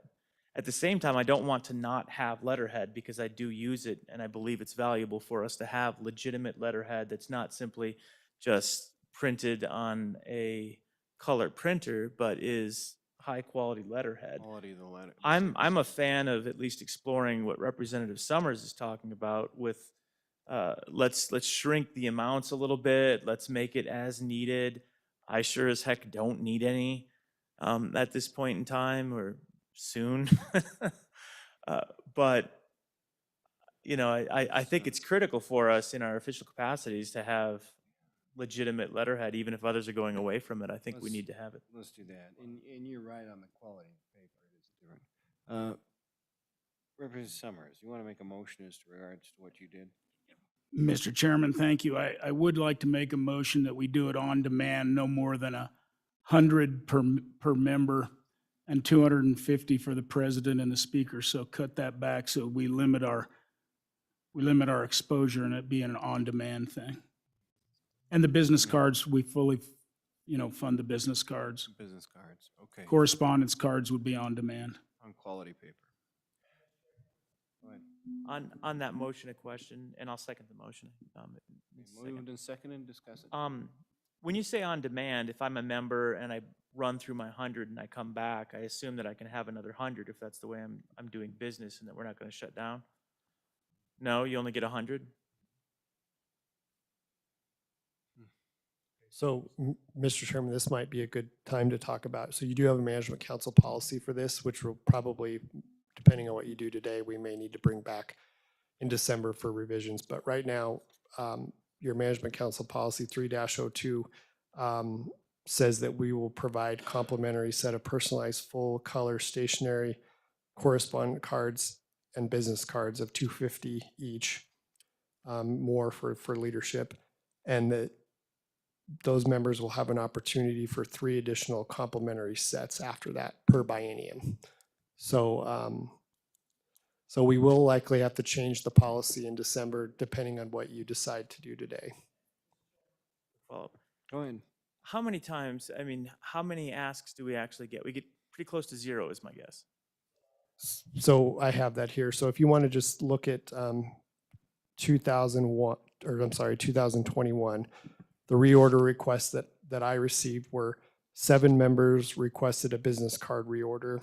And then nobody reaches their 3 limit per biennium.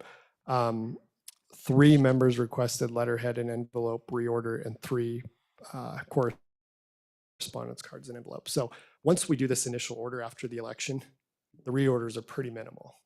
It's just this big order at the beginning of the biennium. Yeah, Mr. Chairman, I don't know that we need to change that. We're not that broken. The prices went up. If the prices hadn't gone up, we probably just would have gone with the previous contract. We're trying to cost contain within the previous contract. I have a feeling that what we just structured through the motion, even if we don't revise the re-ups, is going to probably be a dramatic decrease in the expenditure. And the idea that we would then further limit, if somebody is a better correspondent than I am and actually writes letters, I don't want to hold them back. I just don't think we're going to see that, Well, we still have a unfortunately. motion second on the table. You just leave it as is? Okay. Any further discussion? Mr. Chairman, I was curious if Senator Rothfuss, do you want to change do you want to alter that motion to where you can have another 100 if you use up your 100? Well, Mr. Chairman, I think the policy that was in place, if you leave the policy in place, covers that, because I don't think your motion preempted the policy. So I would take your motion as meaning this is our startup provision, and that the policy that we have on the books would stand, which means that you could ask for a few more if you needed a few more, but nobody seems to. And I'm comfortable with that. In other words, I'm comfortable with the motion if it doesn't change the policy. I don't think it does. Any further, everybody know what they're voting on? Further discussion? Go ahead, Speaker. Thank you, Mr. President, just as long as we're not duplicating the policy. As long as we're not getting 250 out of the policy and then 100 out of the motion. That's what I don't want to occur. And so let's just be clear. We are preempting the first order with this motion, and then subsequent follow-ups can be based on policy or come back to the subsequent succeeding management council. Is that accurate for what the understanding of the motion is and what our staff thinks is Staff, workable? What do you think? Anthony, what do you think? Yeah, we understand that, Mr. Chairman. So it would be 100 Right. rather than the 250 that's in policy. Correct. So would you like us then to bring back a draft policy for that to be reflected in December? Yeah, we can go with December with that. Go ahead. And Mr. Chairman, it was 100, but on demand. You'd send out a request and see if people Correct. wanted the 100 or didn't want the 100. Yeah, okay. All right. Motion on the floor. All those in favor say aye. Those opposed, nay. There you go, folks. Thank you. Appreciate it. Is this on letterhead?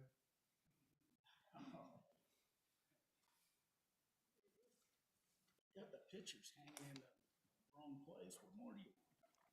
I want it all. I want it all. All right.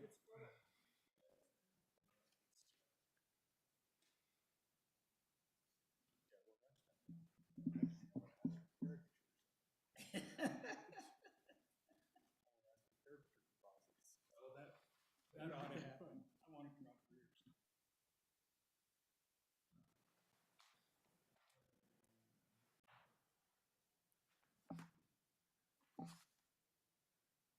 Okay. Employee benefit discussion? Mr. Chairman, before we moved on to that item of business, I just wanted to introduce council to the brand-new LSO Legislative Librarian and Document Manager, Kara Nett. Kara comes to LSO from the Laramie County Public Library, where she'd been for the last 16 years. And she also has the good fortune to be the class behind me at East High School. And anyways, Kara agreed to take on our document management system and get that implemented, find out what it is. And right now she's familiarizing herself with the legislative process so she can start to think like a legislative staffer, which I told her takes some time.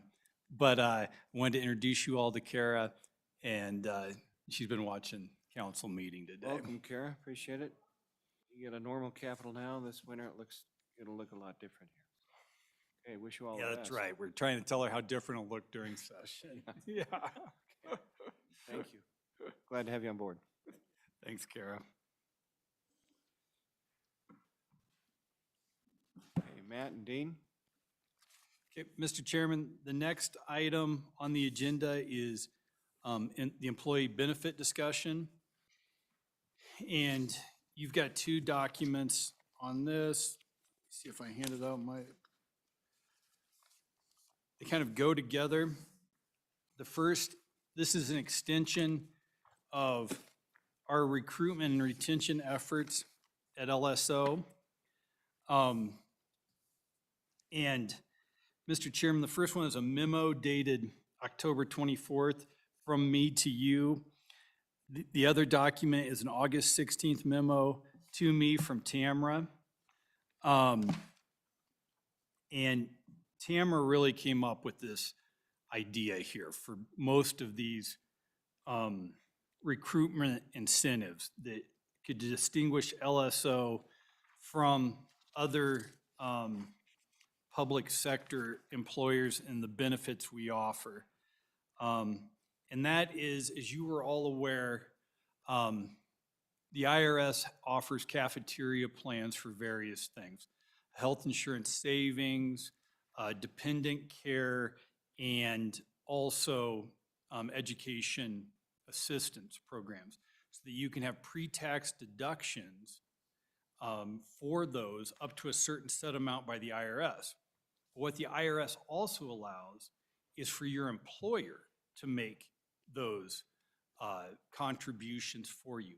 Those are also not taxed, so that we don't pay an employer tax on those, and the employee doesn't pay a tax. So we get a double tax benefit if we do that. And I don't know why more public sector employers don't take advantage of this federal program. But, Mr. Chairman, the memo itself provides that you authorize me to make up to the maximum amount of IRS payments for medical reimbursement account, wraparound medical reimbursement account, and dependent daycare account, also the education assistance account. That's the first 1 and 2. If you go to the August 16th memo, you can see what the max amount of those currently are as provided and what half of those maximum amounts are right now. On page 2 of the August 16th memo, there's another chart that gives you an idea with 45 LSO employees what we could be talking about for a dollar figure per year. And in that column, or I'm sorry, in that table on the top of page 2, I would point you towards the 3rd and 4th columns. Those have some assumptions that not all employees would be eligible for all of these benefits. And so we assume that 25% of the employees would use the dependent care, 25 would elect a high deductible plan in HSA, which the matching there, 25% would seek education assistance, and 75% would utilize the preventive health initiative. So, Mr. Chairman, uncapped, that would be roughly $245,000 per year to our budget, capped at the max for the savings account of $500 per employee, and then half for everything else would be $144,000 per year. You bet, Mr. Chairman. So if we look at the green column on page 1 of the August 16th, that has got an option for you if you don't want to fund the full, up to the full amount of what those employer contributions could be. And what we assume there is the full amount of the FSA contribution, $500 a year, half of the max for the dependent daycare contribution of $2,500 per year, half of the max for the HSA of either $1,925 per individual or $3,875 per family, and half of the max for the education assistance plan of $2,625, and then the full amount for the $50 a month preventive health incentive. Committee, further questions? Go ahead. Matt, I did have a question about how much flexibility you have. It's my recollection that to receive the pre-tax preference, you have to offer a uniform set of benefits to the employees. Is that your understanding as well? Mr. Chairman, it is my understanding, and Dean is here as well. And Dean may or may not know some of the answers to that question. And unfortunately, that Tamara can't be here today because of her maternity leave. But for all of these, we would, if you approve them, we begin discussions with EGI and SAO on which ones we can implement. Well, Mr. Chairman, the thought that I had, and I don't think the IRS lets it happen, is to opt for pre-tax or salary on an individual basis with an a la carte menu. But I don't think you're allowed to switch it for salary as the employer and have it be the full tax credit. If you are, then that's even better if you can give a full à la carte menu where the employee really has total say over which benefits, and if they didn't use the benefits, then it would have to be taxed salary, right? But it would come through on the salary side. But yeah, I don't think you can do that, but that's the question, and maybe Dean knows, or maybe we could look into it later. I don't know. I feel like you have to offer that matching from your own pool, otherwise it doesn't count. Welcome, Mr. Temte. Did you want to attempt answering the question? Please proceed. Thank you, Mr. Chairman. Senator Rothfuss, I think that is one thing we would have to check into to confirm that, probably with employees group insurance. Okay, thank you. If you could do that, I mean, the concept being if you had arbitrarily, if you had a $20,000 pool of we will match, or you could take it as salary, something along those lines, it's tremendously advantageous to take it pre-tax as these benefits.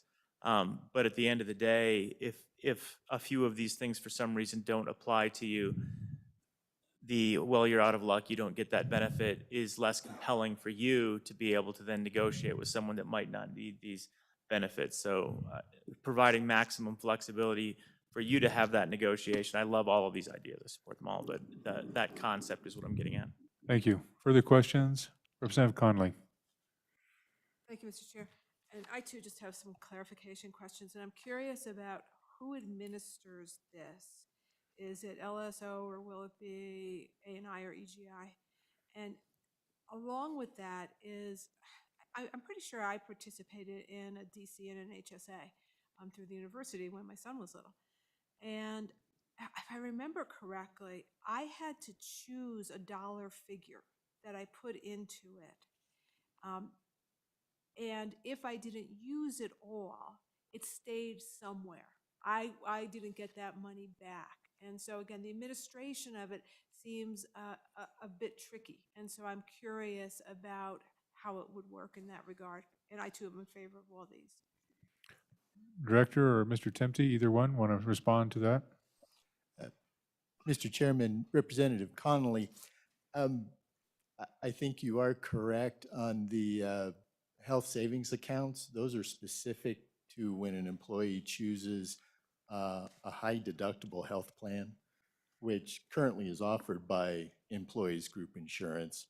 So that's a requirement for you to have the health savings account. The benefit of the health savings account is it's portability, if you will, or lots of these benefits, they're either use or lose in a calendar year, but when it comes to a health savings account, you don't lose those dollars if you don't spend them all within a calendar year. They roll over into succeeding years. Please, follow up quickly, and then I got Representative Greer, who deals with this. I was just going to clarify that, yeah, Representative Connolly is referring to a flex spending account, the FSA, not the HSA. It does operate that way, and so. Okay, Representative Connolly, do you want to follow up? I do, thank you. But that clarifies flex versus what's being contemplated here. Who administers it? Does LSO administer it? Director Obrecht. No, it's administered through EGI. Okay, Representative Greer. Mr. Speaker, I'd strongly recommend we go ahead and get the opinion of council that deals in this space. Cafeteria plans can be quite useful. Senator Rothfuss touched on a couple of things, but I think it'd be good to get clear guidance. One is you can set a monthly amount or what is an annualized amount for the employees, which they have to sit down and specifically put in writing where their dollars go. So if it was $1,500 a month, where they want those dollars to go. There are a couple of limitations when you start, again, talking about either flex plans versus a health savings account, and also some issues with those rollover dollars maybe going to your retirement account. But there's clear, I mean, there are people out there that do this. I think the question for Management Council is there a dollar amount that we'd like to do? And you do have to treat employees equally for the most part. There are exceptions to that. But no, let's get some clear guidance and let's look at providing better benefits to be more attractive as an employer so that we can get, help Matt do some recruiting. Thank you, Chairman Greer. Chairman Rothfuss. Thank you, Mr. Chairman. Senator Rothfuss. One other thing I'll note on the flex spending with our state plan, honestly, is through the university, I participated in it for a while because there's obvious tax advantages, but it was so bureaucratic and unuser friendly that we stopped doing it because it wasn't worth the headache. I mean, just the amount of time it took to implement it, because I think we're using like a mid-20th century FSA approach to a easy 21st century solution. So the bureaucracy that got added is a nightmare. I think we could fix that, but it is something I'll note that I don't know that anyone would come back and do it again. All right, further questions, further discussion? Anything further, Director? You bet. Mr. Chairman, I would just first say that these programs are all currently offered to state employees. What would be new is the employer match that we're proposing on that. So, so the program itself is already in place, but the employee would make the election, and then us as the employer would pay up to whatever amount Management Council had authorized for that contribution. So an easy example is dependent daycare. Let's say that I made a flex account election for, in this month for 2023, of $4,000 for 2023. If council approved, $2,500 of that would be paid by my employer, so my contribution from my paycheck would only be $1,500 for 2023. And we have got then the benefit of that $2,500 is an employee benefit that we don't have to pay federal taxes on. And I guess to the question on whether there's parity among employees on what's offered, there won't be. And I'm not really looking for that either, for a transferability to salary. And here's why.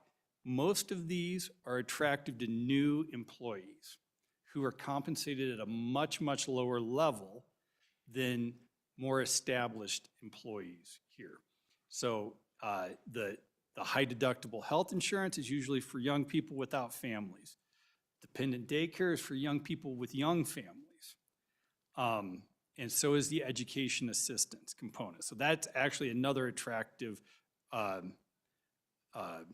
aspect of this, and we'll make other salary recommendations for those people who don't participate in these plans. Okay, further discussion, further questions? Senator Rothfuss. Are there any other types of accounts that are similar to this? I think of retirement, obviously, we contemplate 401k, and I think we already do that, but things like education savings accounts, other tax sheltered accounts where, again, if we're creating a menu of options, what else is out there that could potentially be on the menu depending on need? Director Obrecht.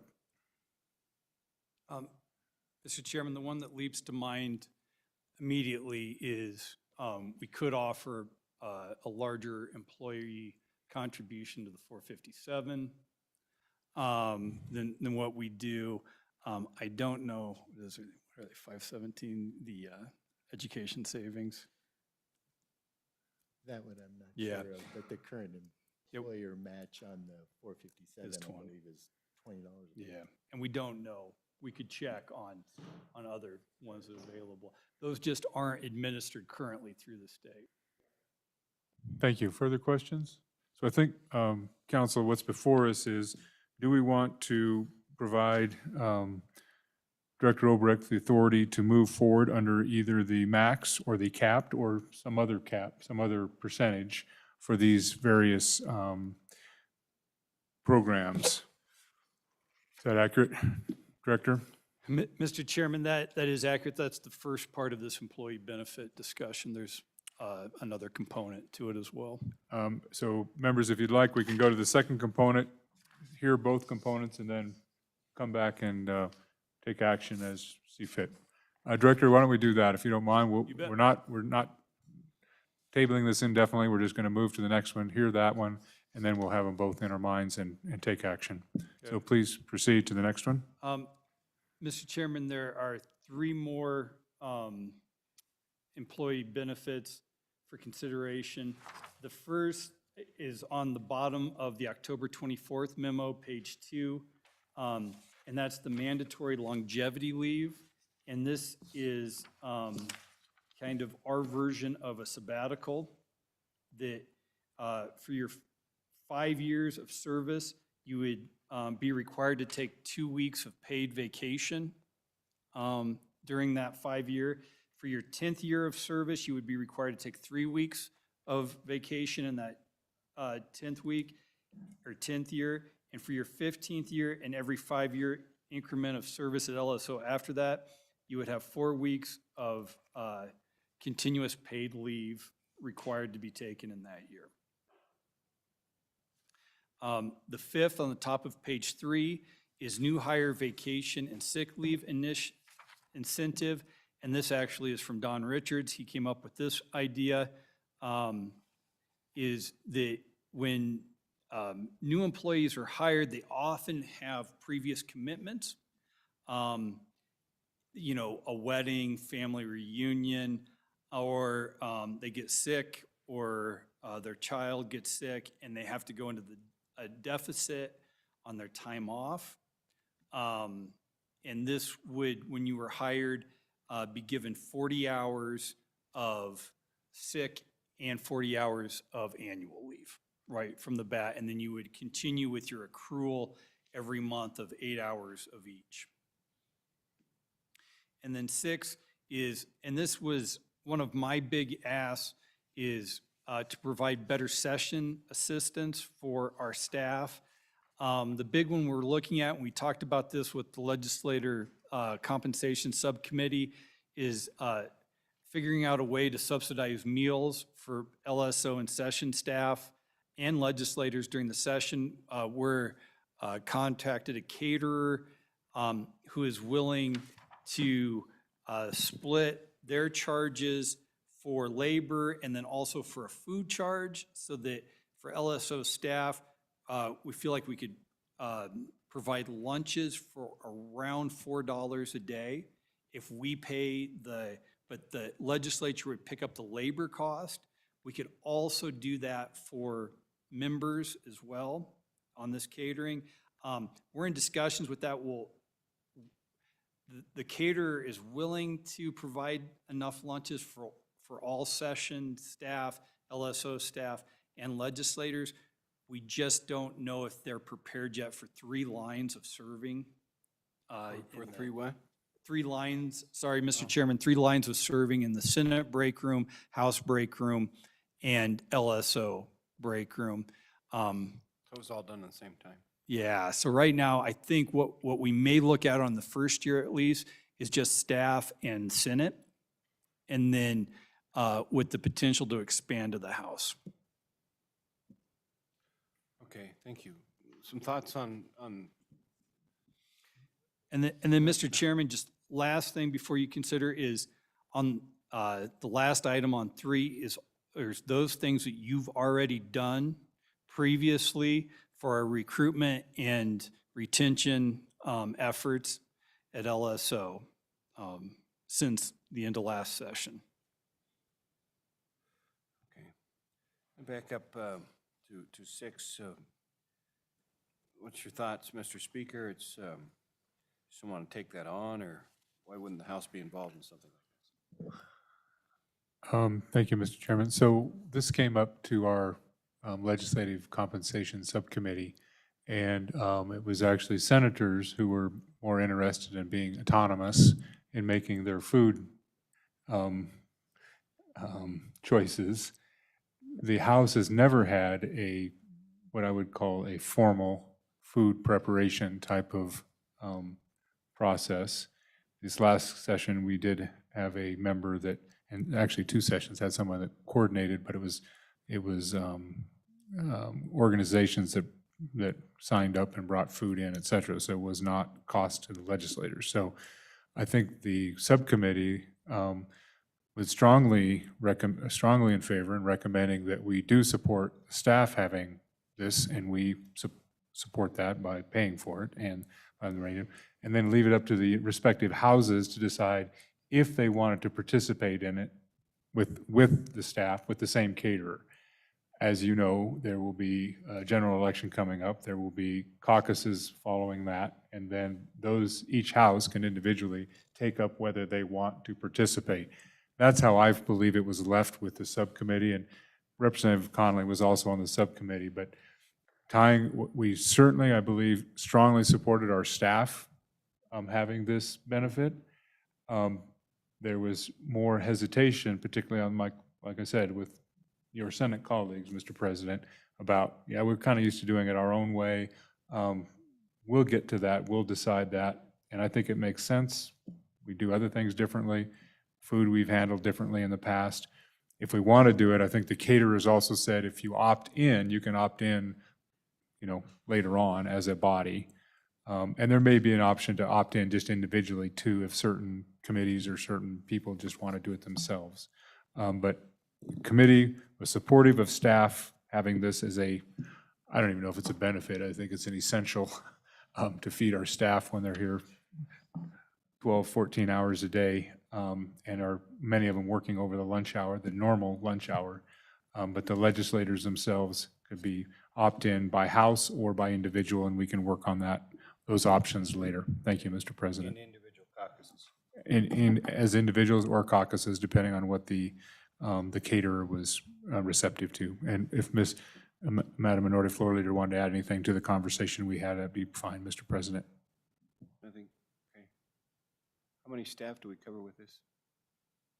Well, Mr. Chairman, it would be available for 40 LSO staff, probably, how many session staff? 30?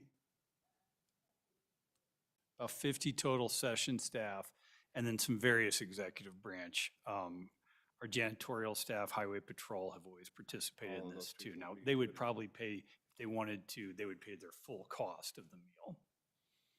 Okay. Members of the Senate.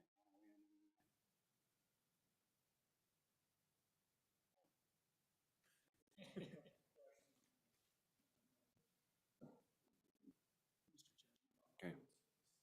Mr. Chairman, this is just more of a statement. We have been in the House getting kind of a takeaway lunch lately, and the person that organized that's not going to be there. But it's of a high value. I mean, it saves time. People get their meal, go to committee, they eat when they're in committee. It's been a huge service, I think, to the body, because we've moved so many committee meetings into the noon hour. Oh, there's endless meetings. So at this point, though, you're not going to be a part of that program, though, correct? In the House? Mr. I Chairman, think they we'll have to certainly decide can as- be.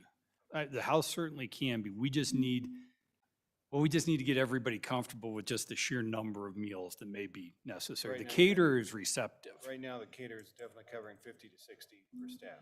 The caterer was receptive to hiring or to covering all of staff and legislators.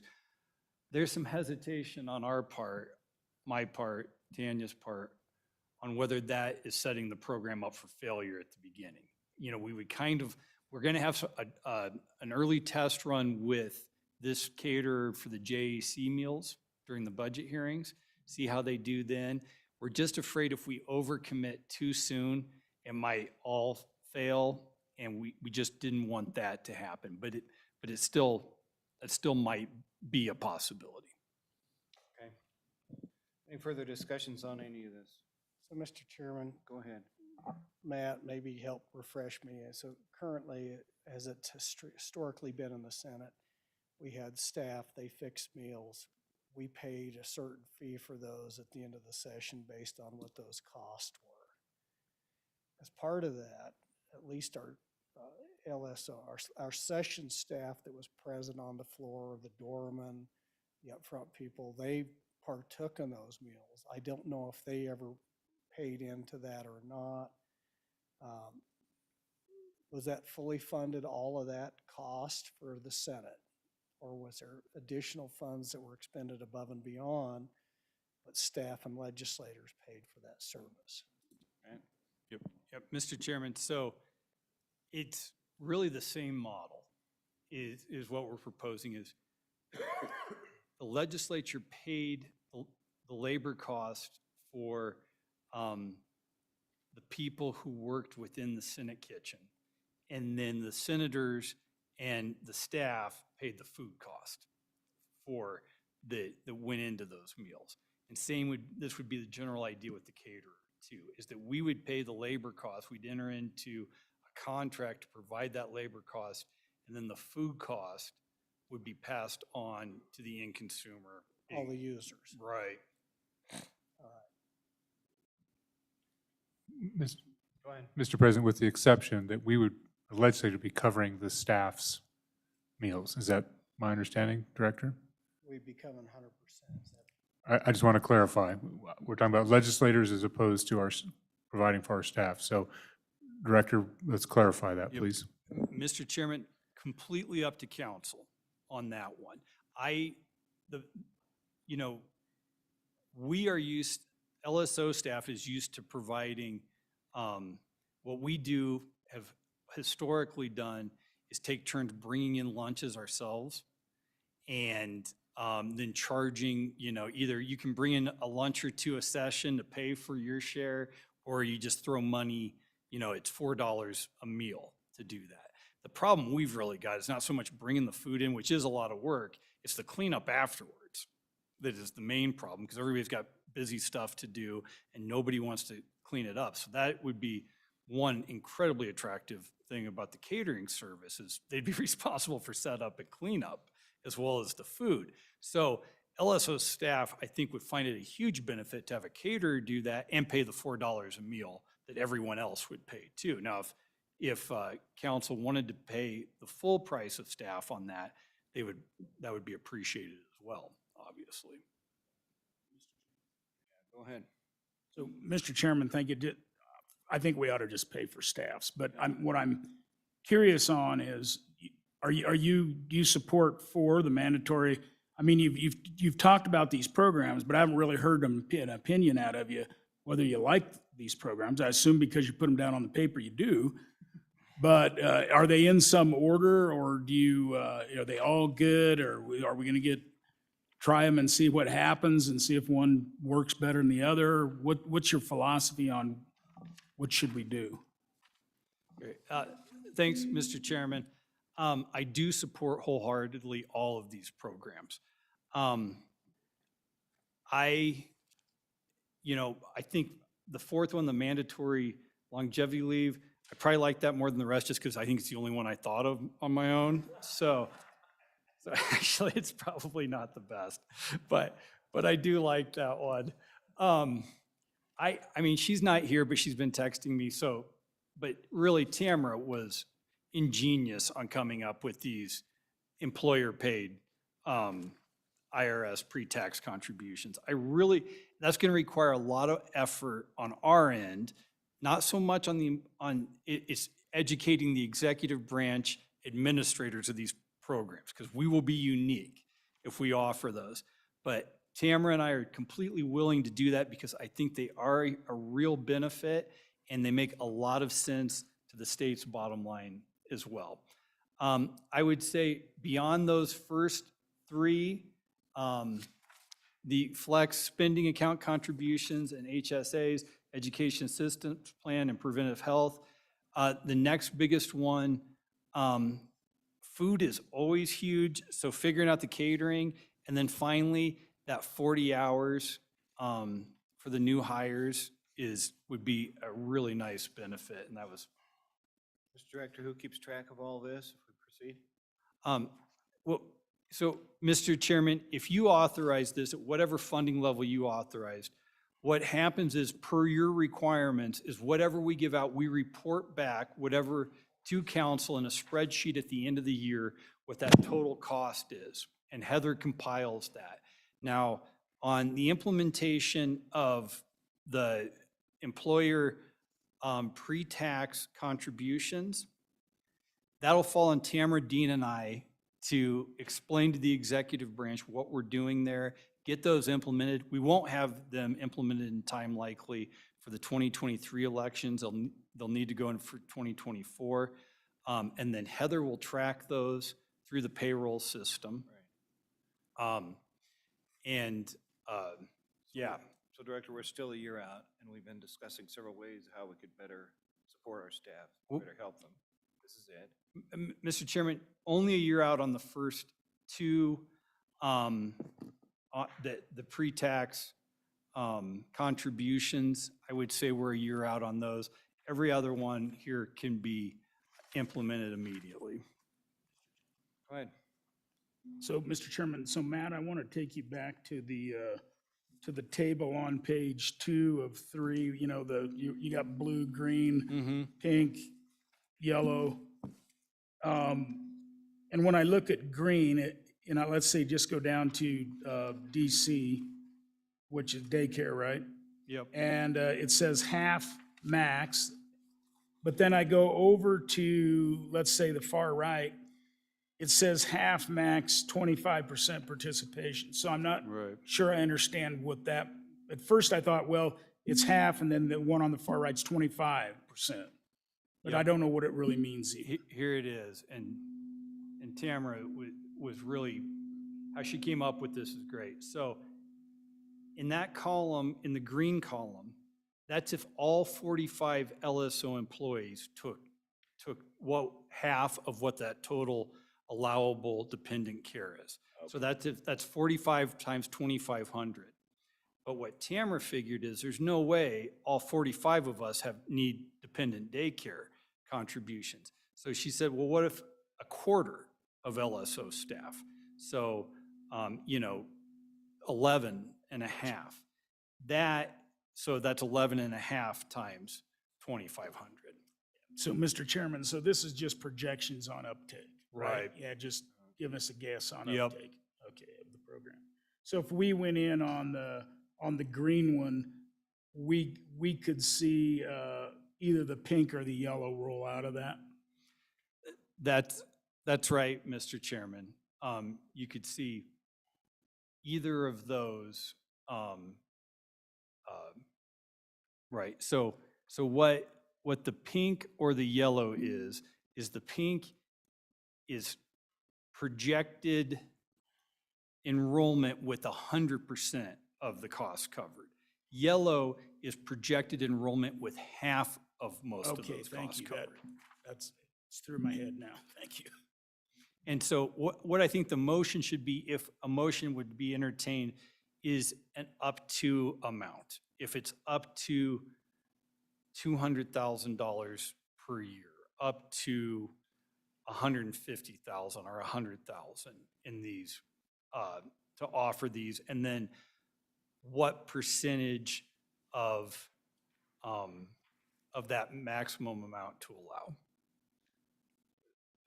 Yeah, just let me go to you just a moment now. Director, I mean, as part of the discussion on this, I'm sorry, but what was the discussion around the blue? Was it settling on the green? So blue, Mr. Chairman, is if every single LSO employee participated in every single one of these plans and you agreed to fund 100% of the IRS allowable match on those plans. Okay, now, Representative Conley? Chair, and some of this is contingent on, in my mind, how close these figures are that Tamara came up with in terms of participation. And so are we close to 25% of employees potentially or probably taking dependent care? Are we close to a 25% taking education? What are your thoughts there? Director? Are we right there? It would concern me if we're right there or if it's closer to 10% and we could go up. Director? Mr. Chairman, I think the best way I can answer that is I think that's a fair representation given the amount of information we have and the continually shifting employee pool at LSO.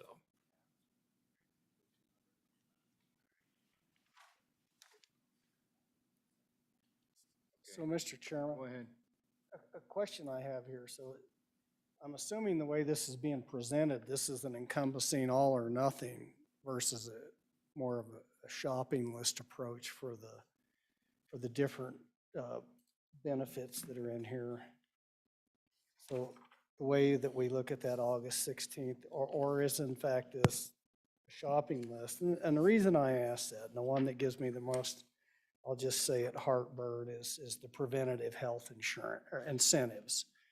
Number one, it's not recognized by IRS as any kind of tax thing. And then when I read the description of it, it gives me a little bit pause from a standpoint of what it talks about as far as it says LSO employees could be provided a taxable stipend for reimbursement for qualified preventive. Examples would be fitness memberships, dietitian service, and therapeutic massage. I don't have enough information to make a determination. This is just saying these are potential examples of what preventative health care is. Are we just gonna pay for people's gym membership for $600 a year for all 40? That's the one that gives me a little bit of concern, is it's pretty open-ended. I don't know exactly what we would be paying for. I'm a little bit concerned about paying for massages and gym memberships year-round for LSO staff. Is it that open-ended?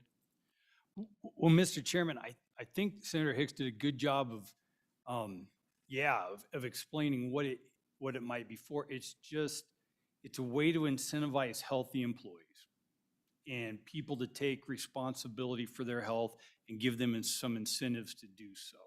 And I think, the best practices now state that, if you want an employee to perform to their highest level at work, you have to show commitment to both their personal and professional side. And so this was an attempt to help them on their personal side take care of themselves. And gym membership or yoga,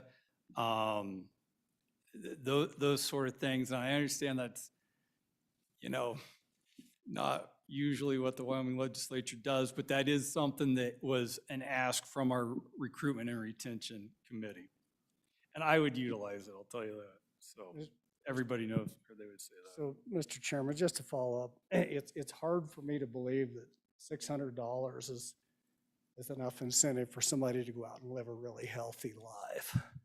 And the fact, I would say that there's plenty of empirical evidence that this may not work, because WYDOT has offered this because they're required to as part of the federal funding, has done this for years and years and years. And I don't know, maybe we could go over and do some health fitness tests with WYDOT employees to see if it's working or not. But it's the one, again, is if this is a complete package, or if there's ones of these that we could potentially pull out or modify. But Go ahead. On that, and then another topic, but on that topic, what it comes down to is this is about recruitment and retention, not necessarily about what we like. This is about trying to keep our employees happy, and if the employees requested it, honestly, if some of them want it, I don't know why we would stop them for wanting it because we don't want it. It really comes down to trying to do what's right for the folks that work for the legislature, not necessarily how we would feel about the attractiveness of these programs. Although honestly, I think we'd all probably benefit from spending more time at the gym, and I wouldn't argue with free massages if they were offered. But Mr. Chairman, on the overall concept, one of the ideas that, or tying back to the previous question about how portable these are, and then looking at the table, the concept I had is if there were $10,000 of pre-tax available, as an example, you use it how you want in any of these eligible categories. Obviously, you can't exceed any of the IRS maximum thresholds, that's not going to work. But that gets to the heart of my curiosity of what we want to approve here, where something along those lines seems to make sense, and then it's very trackable. I would expect us to be able to full-on calculate that. If you have 45 employees, I would hope every last one of them would utilize their full $10,000. That would be a budget of $450,000, and we could just about count on that. Was that discussed? And again, it kind of gets back to the earlier question. I'm not sure we're allowed to do that. Mr. Chairman, and actually, council has weighed in on this via text message, even during her maternity leave. And you're exactly right. You're not able to. Yeah, it's not portable. It's these options currently available, but you can't offer it in salary and then not have it taxed. We couldn't, I like that idea. To Senator Hicks' question, I think the way the memo on October 24th would be the motion to adopt. So that's divisible at least 6 ways, and probably within one is divisible 3 or 4 ways within there too. So yeah, I think there'd be motions to take out or modify any of this. And then also the other is what level to fund each at too. So, Mr. Chairman, I don't know who's in the chair right now. Speaker or President? Yeah, thank you, Mr. President.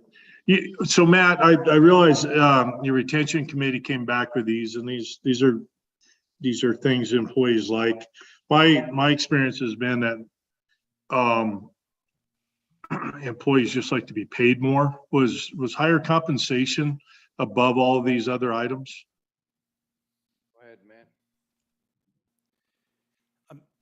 Mr. Chairman, it certainly was. I mean, I think that, higher compensation rather than these employer contributions would be more attractive. It is to the employees. From an employer perspective, though, there are certain aspects of this that are attractive. One is that we don't pay the employer share of the IRS taxes. The second is this is a unique benefit to LSO and that isn't currently offered through the executive branch.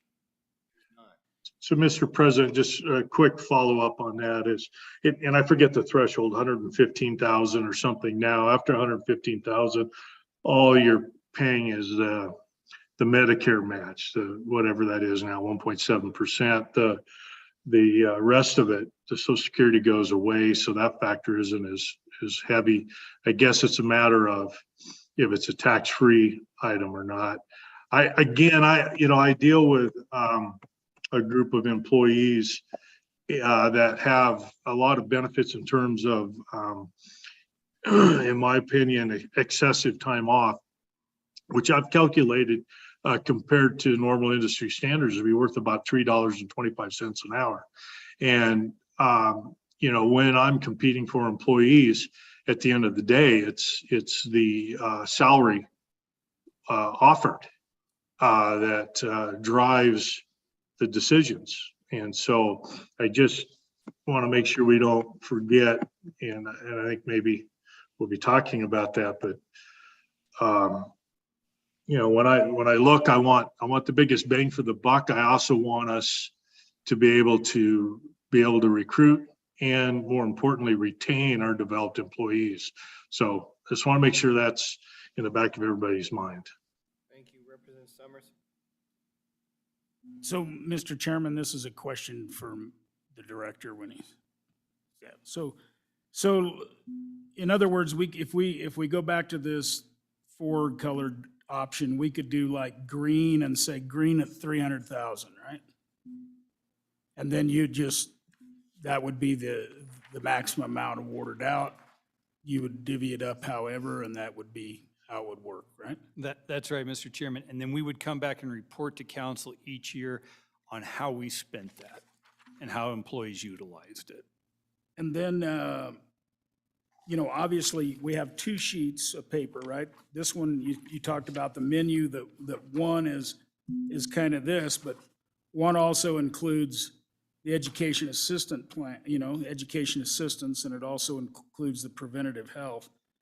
The mandatory longevity leave, that's just using what you have, right? So, and it just kind of forces you guys to actually take a break, which I think there's some good things in that, right? So you don't just work yourself to death.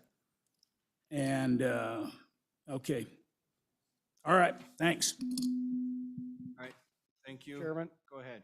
So I think certainly Representative Greer's got a lot of experience in this area, but so when we went through this, it's really two issues. Is recruitment is one, and it's been my experience is that's the dollar.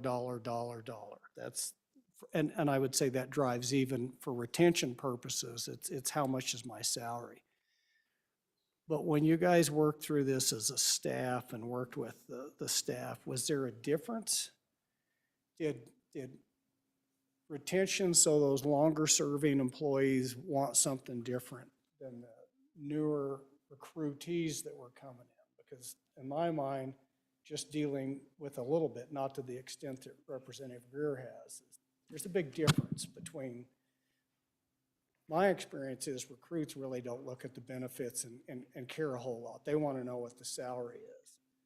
On the flip side is other folks that have been within an entity or business or government for a longer time look a lot harder at the benefits to that.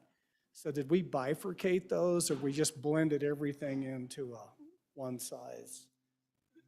Mr. Chairman and Senator Hicks, that is a really good question. And the way I looked at it, and I wanted Tanya to, who is the co-chairman with Tamara on the Recruitment and Retention Committee, the first round of benefits you all approved were focused at recruitment. These really are focused on retention. And you're exactly right. I mean, if you're 25, what do you care what your pension plan looks like? You know, I mean, that's so far in the future, you have no idea. So, but this is a suite really focused towards retention more than recruitment. Yeah. Let's, Mr. Director, let's do this. We're venturing into some areas that, you know, eventually leads into employee compensation, and that, in all my years, goes into an executive session.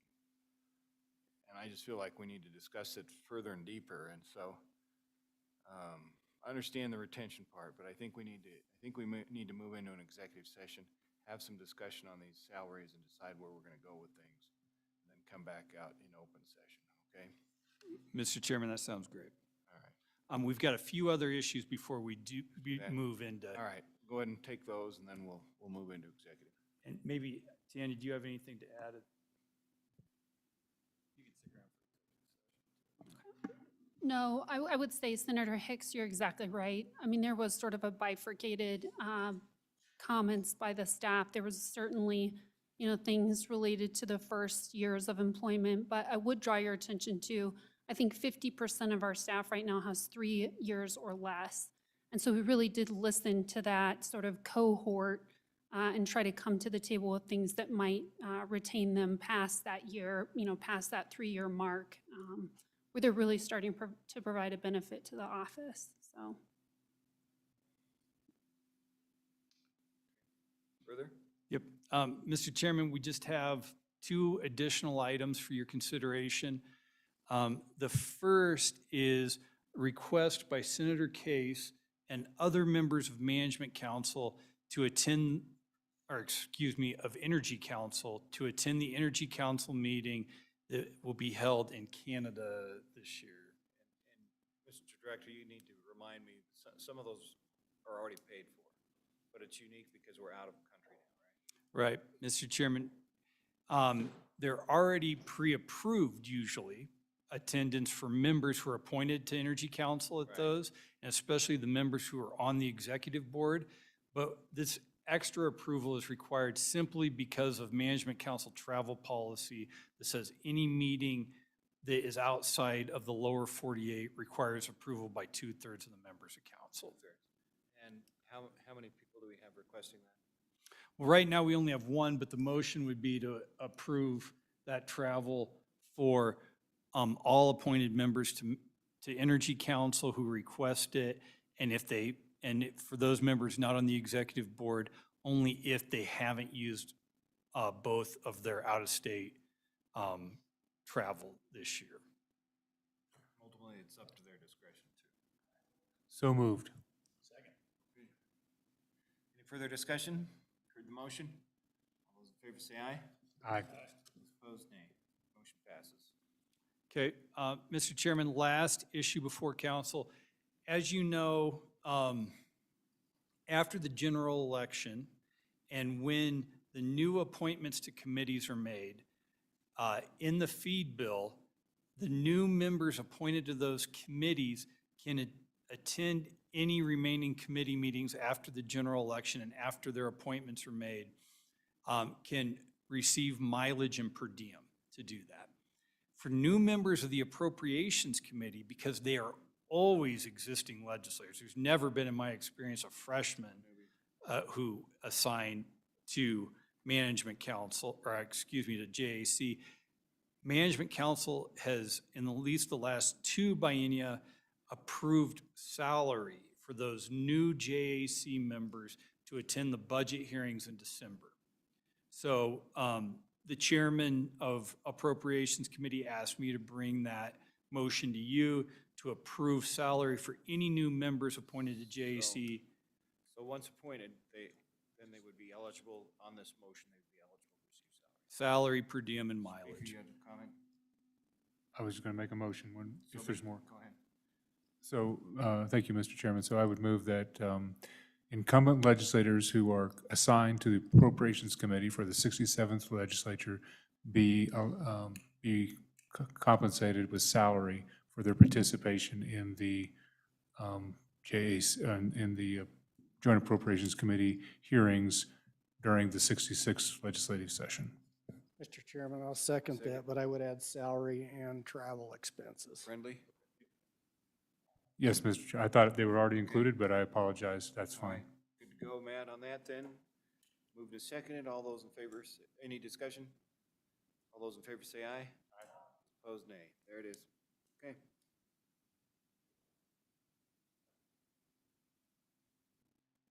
Mr. Chairman, that concludes all the public business. If you want to see if there's any public comment or. Okay, let's, we have both chief clerks. We have just one. Okay, chief clerks, one's on the motion.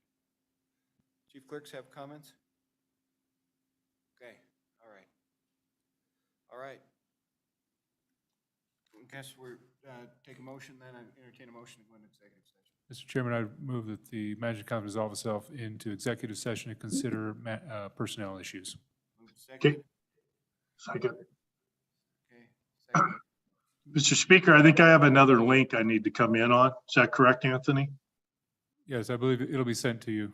I think I have it. So I'm going to leave and jump in on that. Okay, fair enough.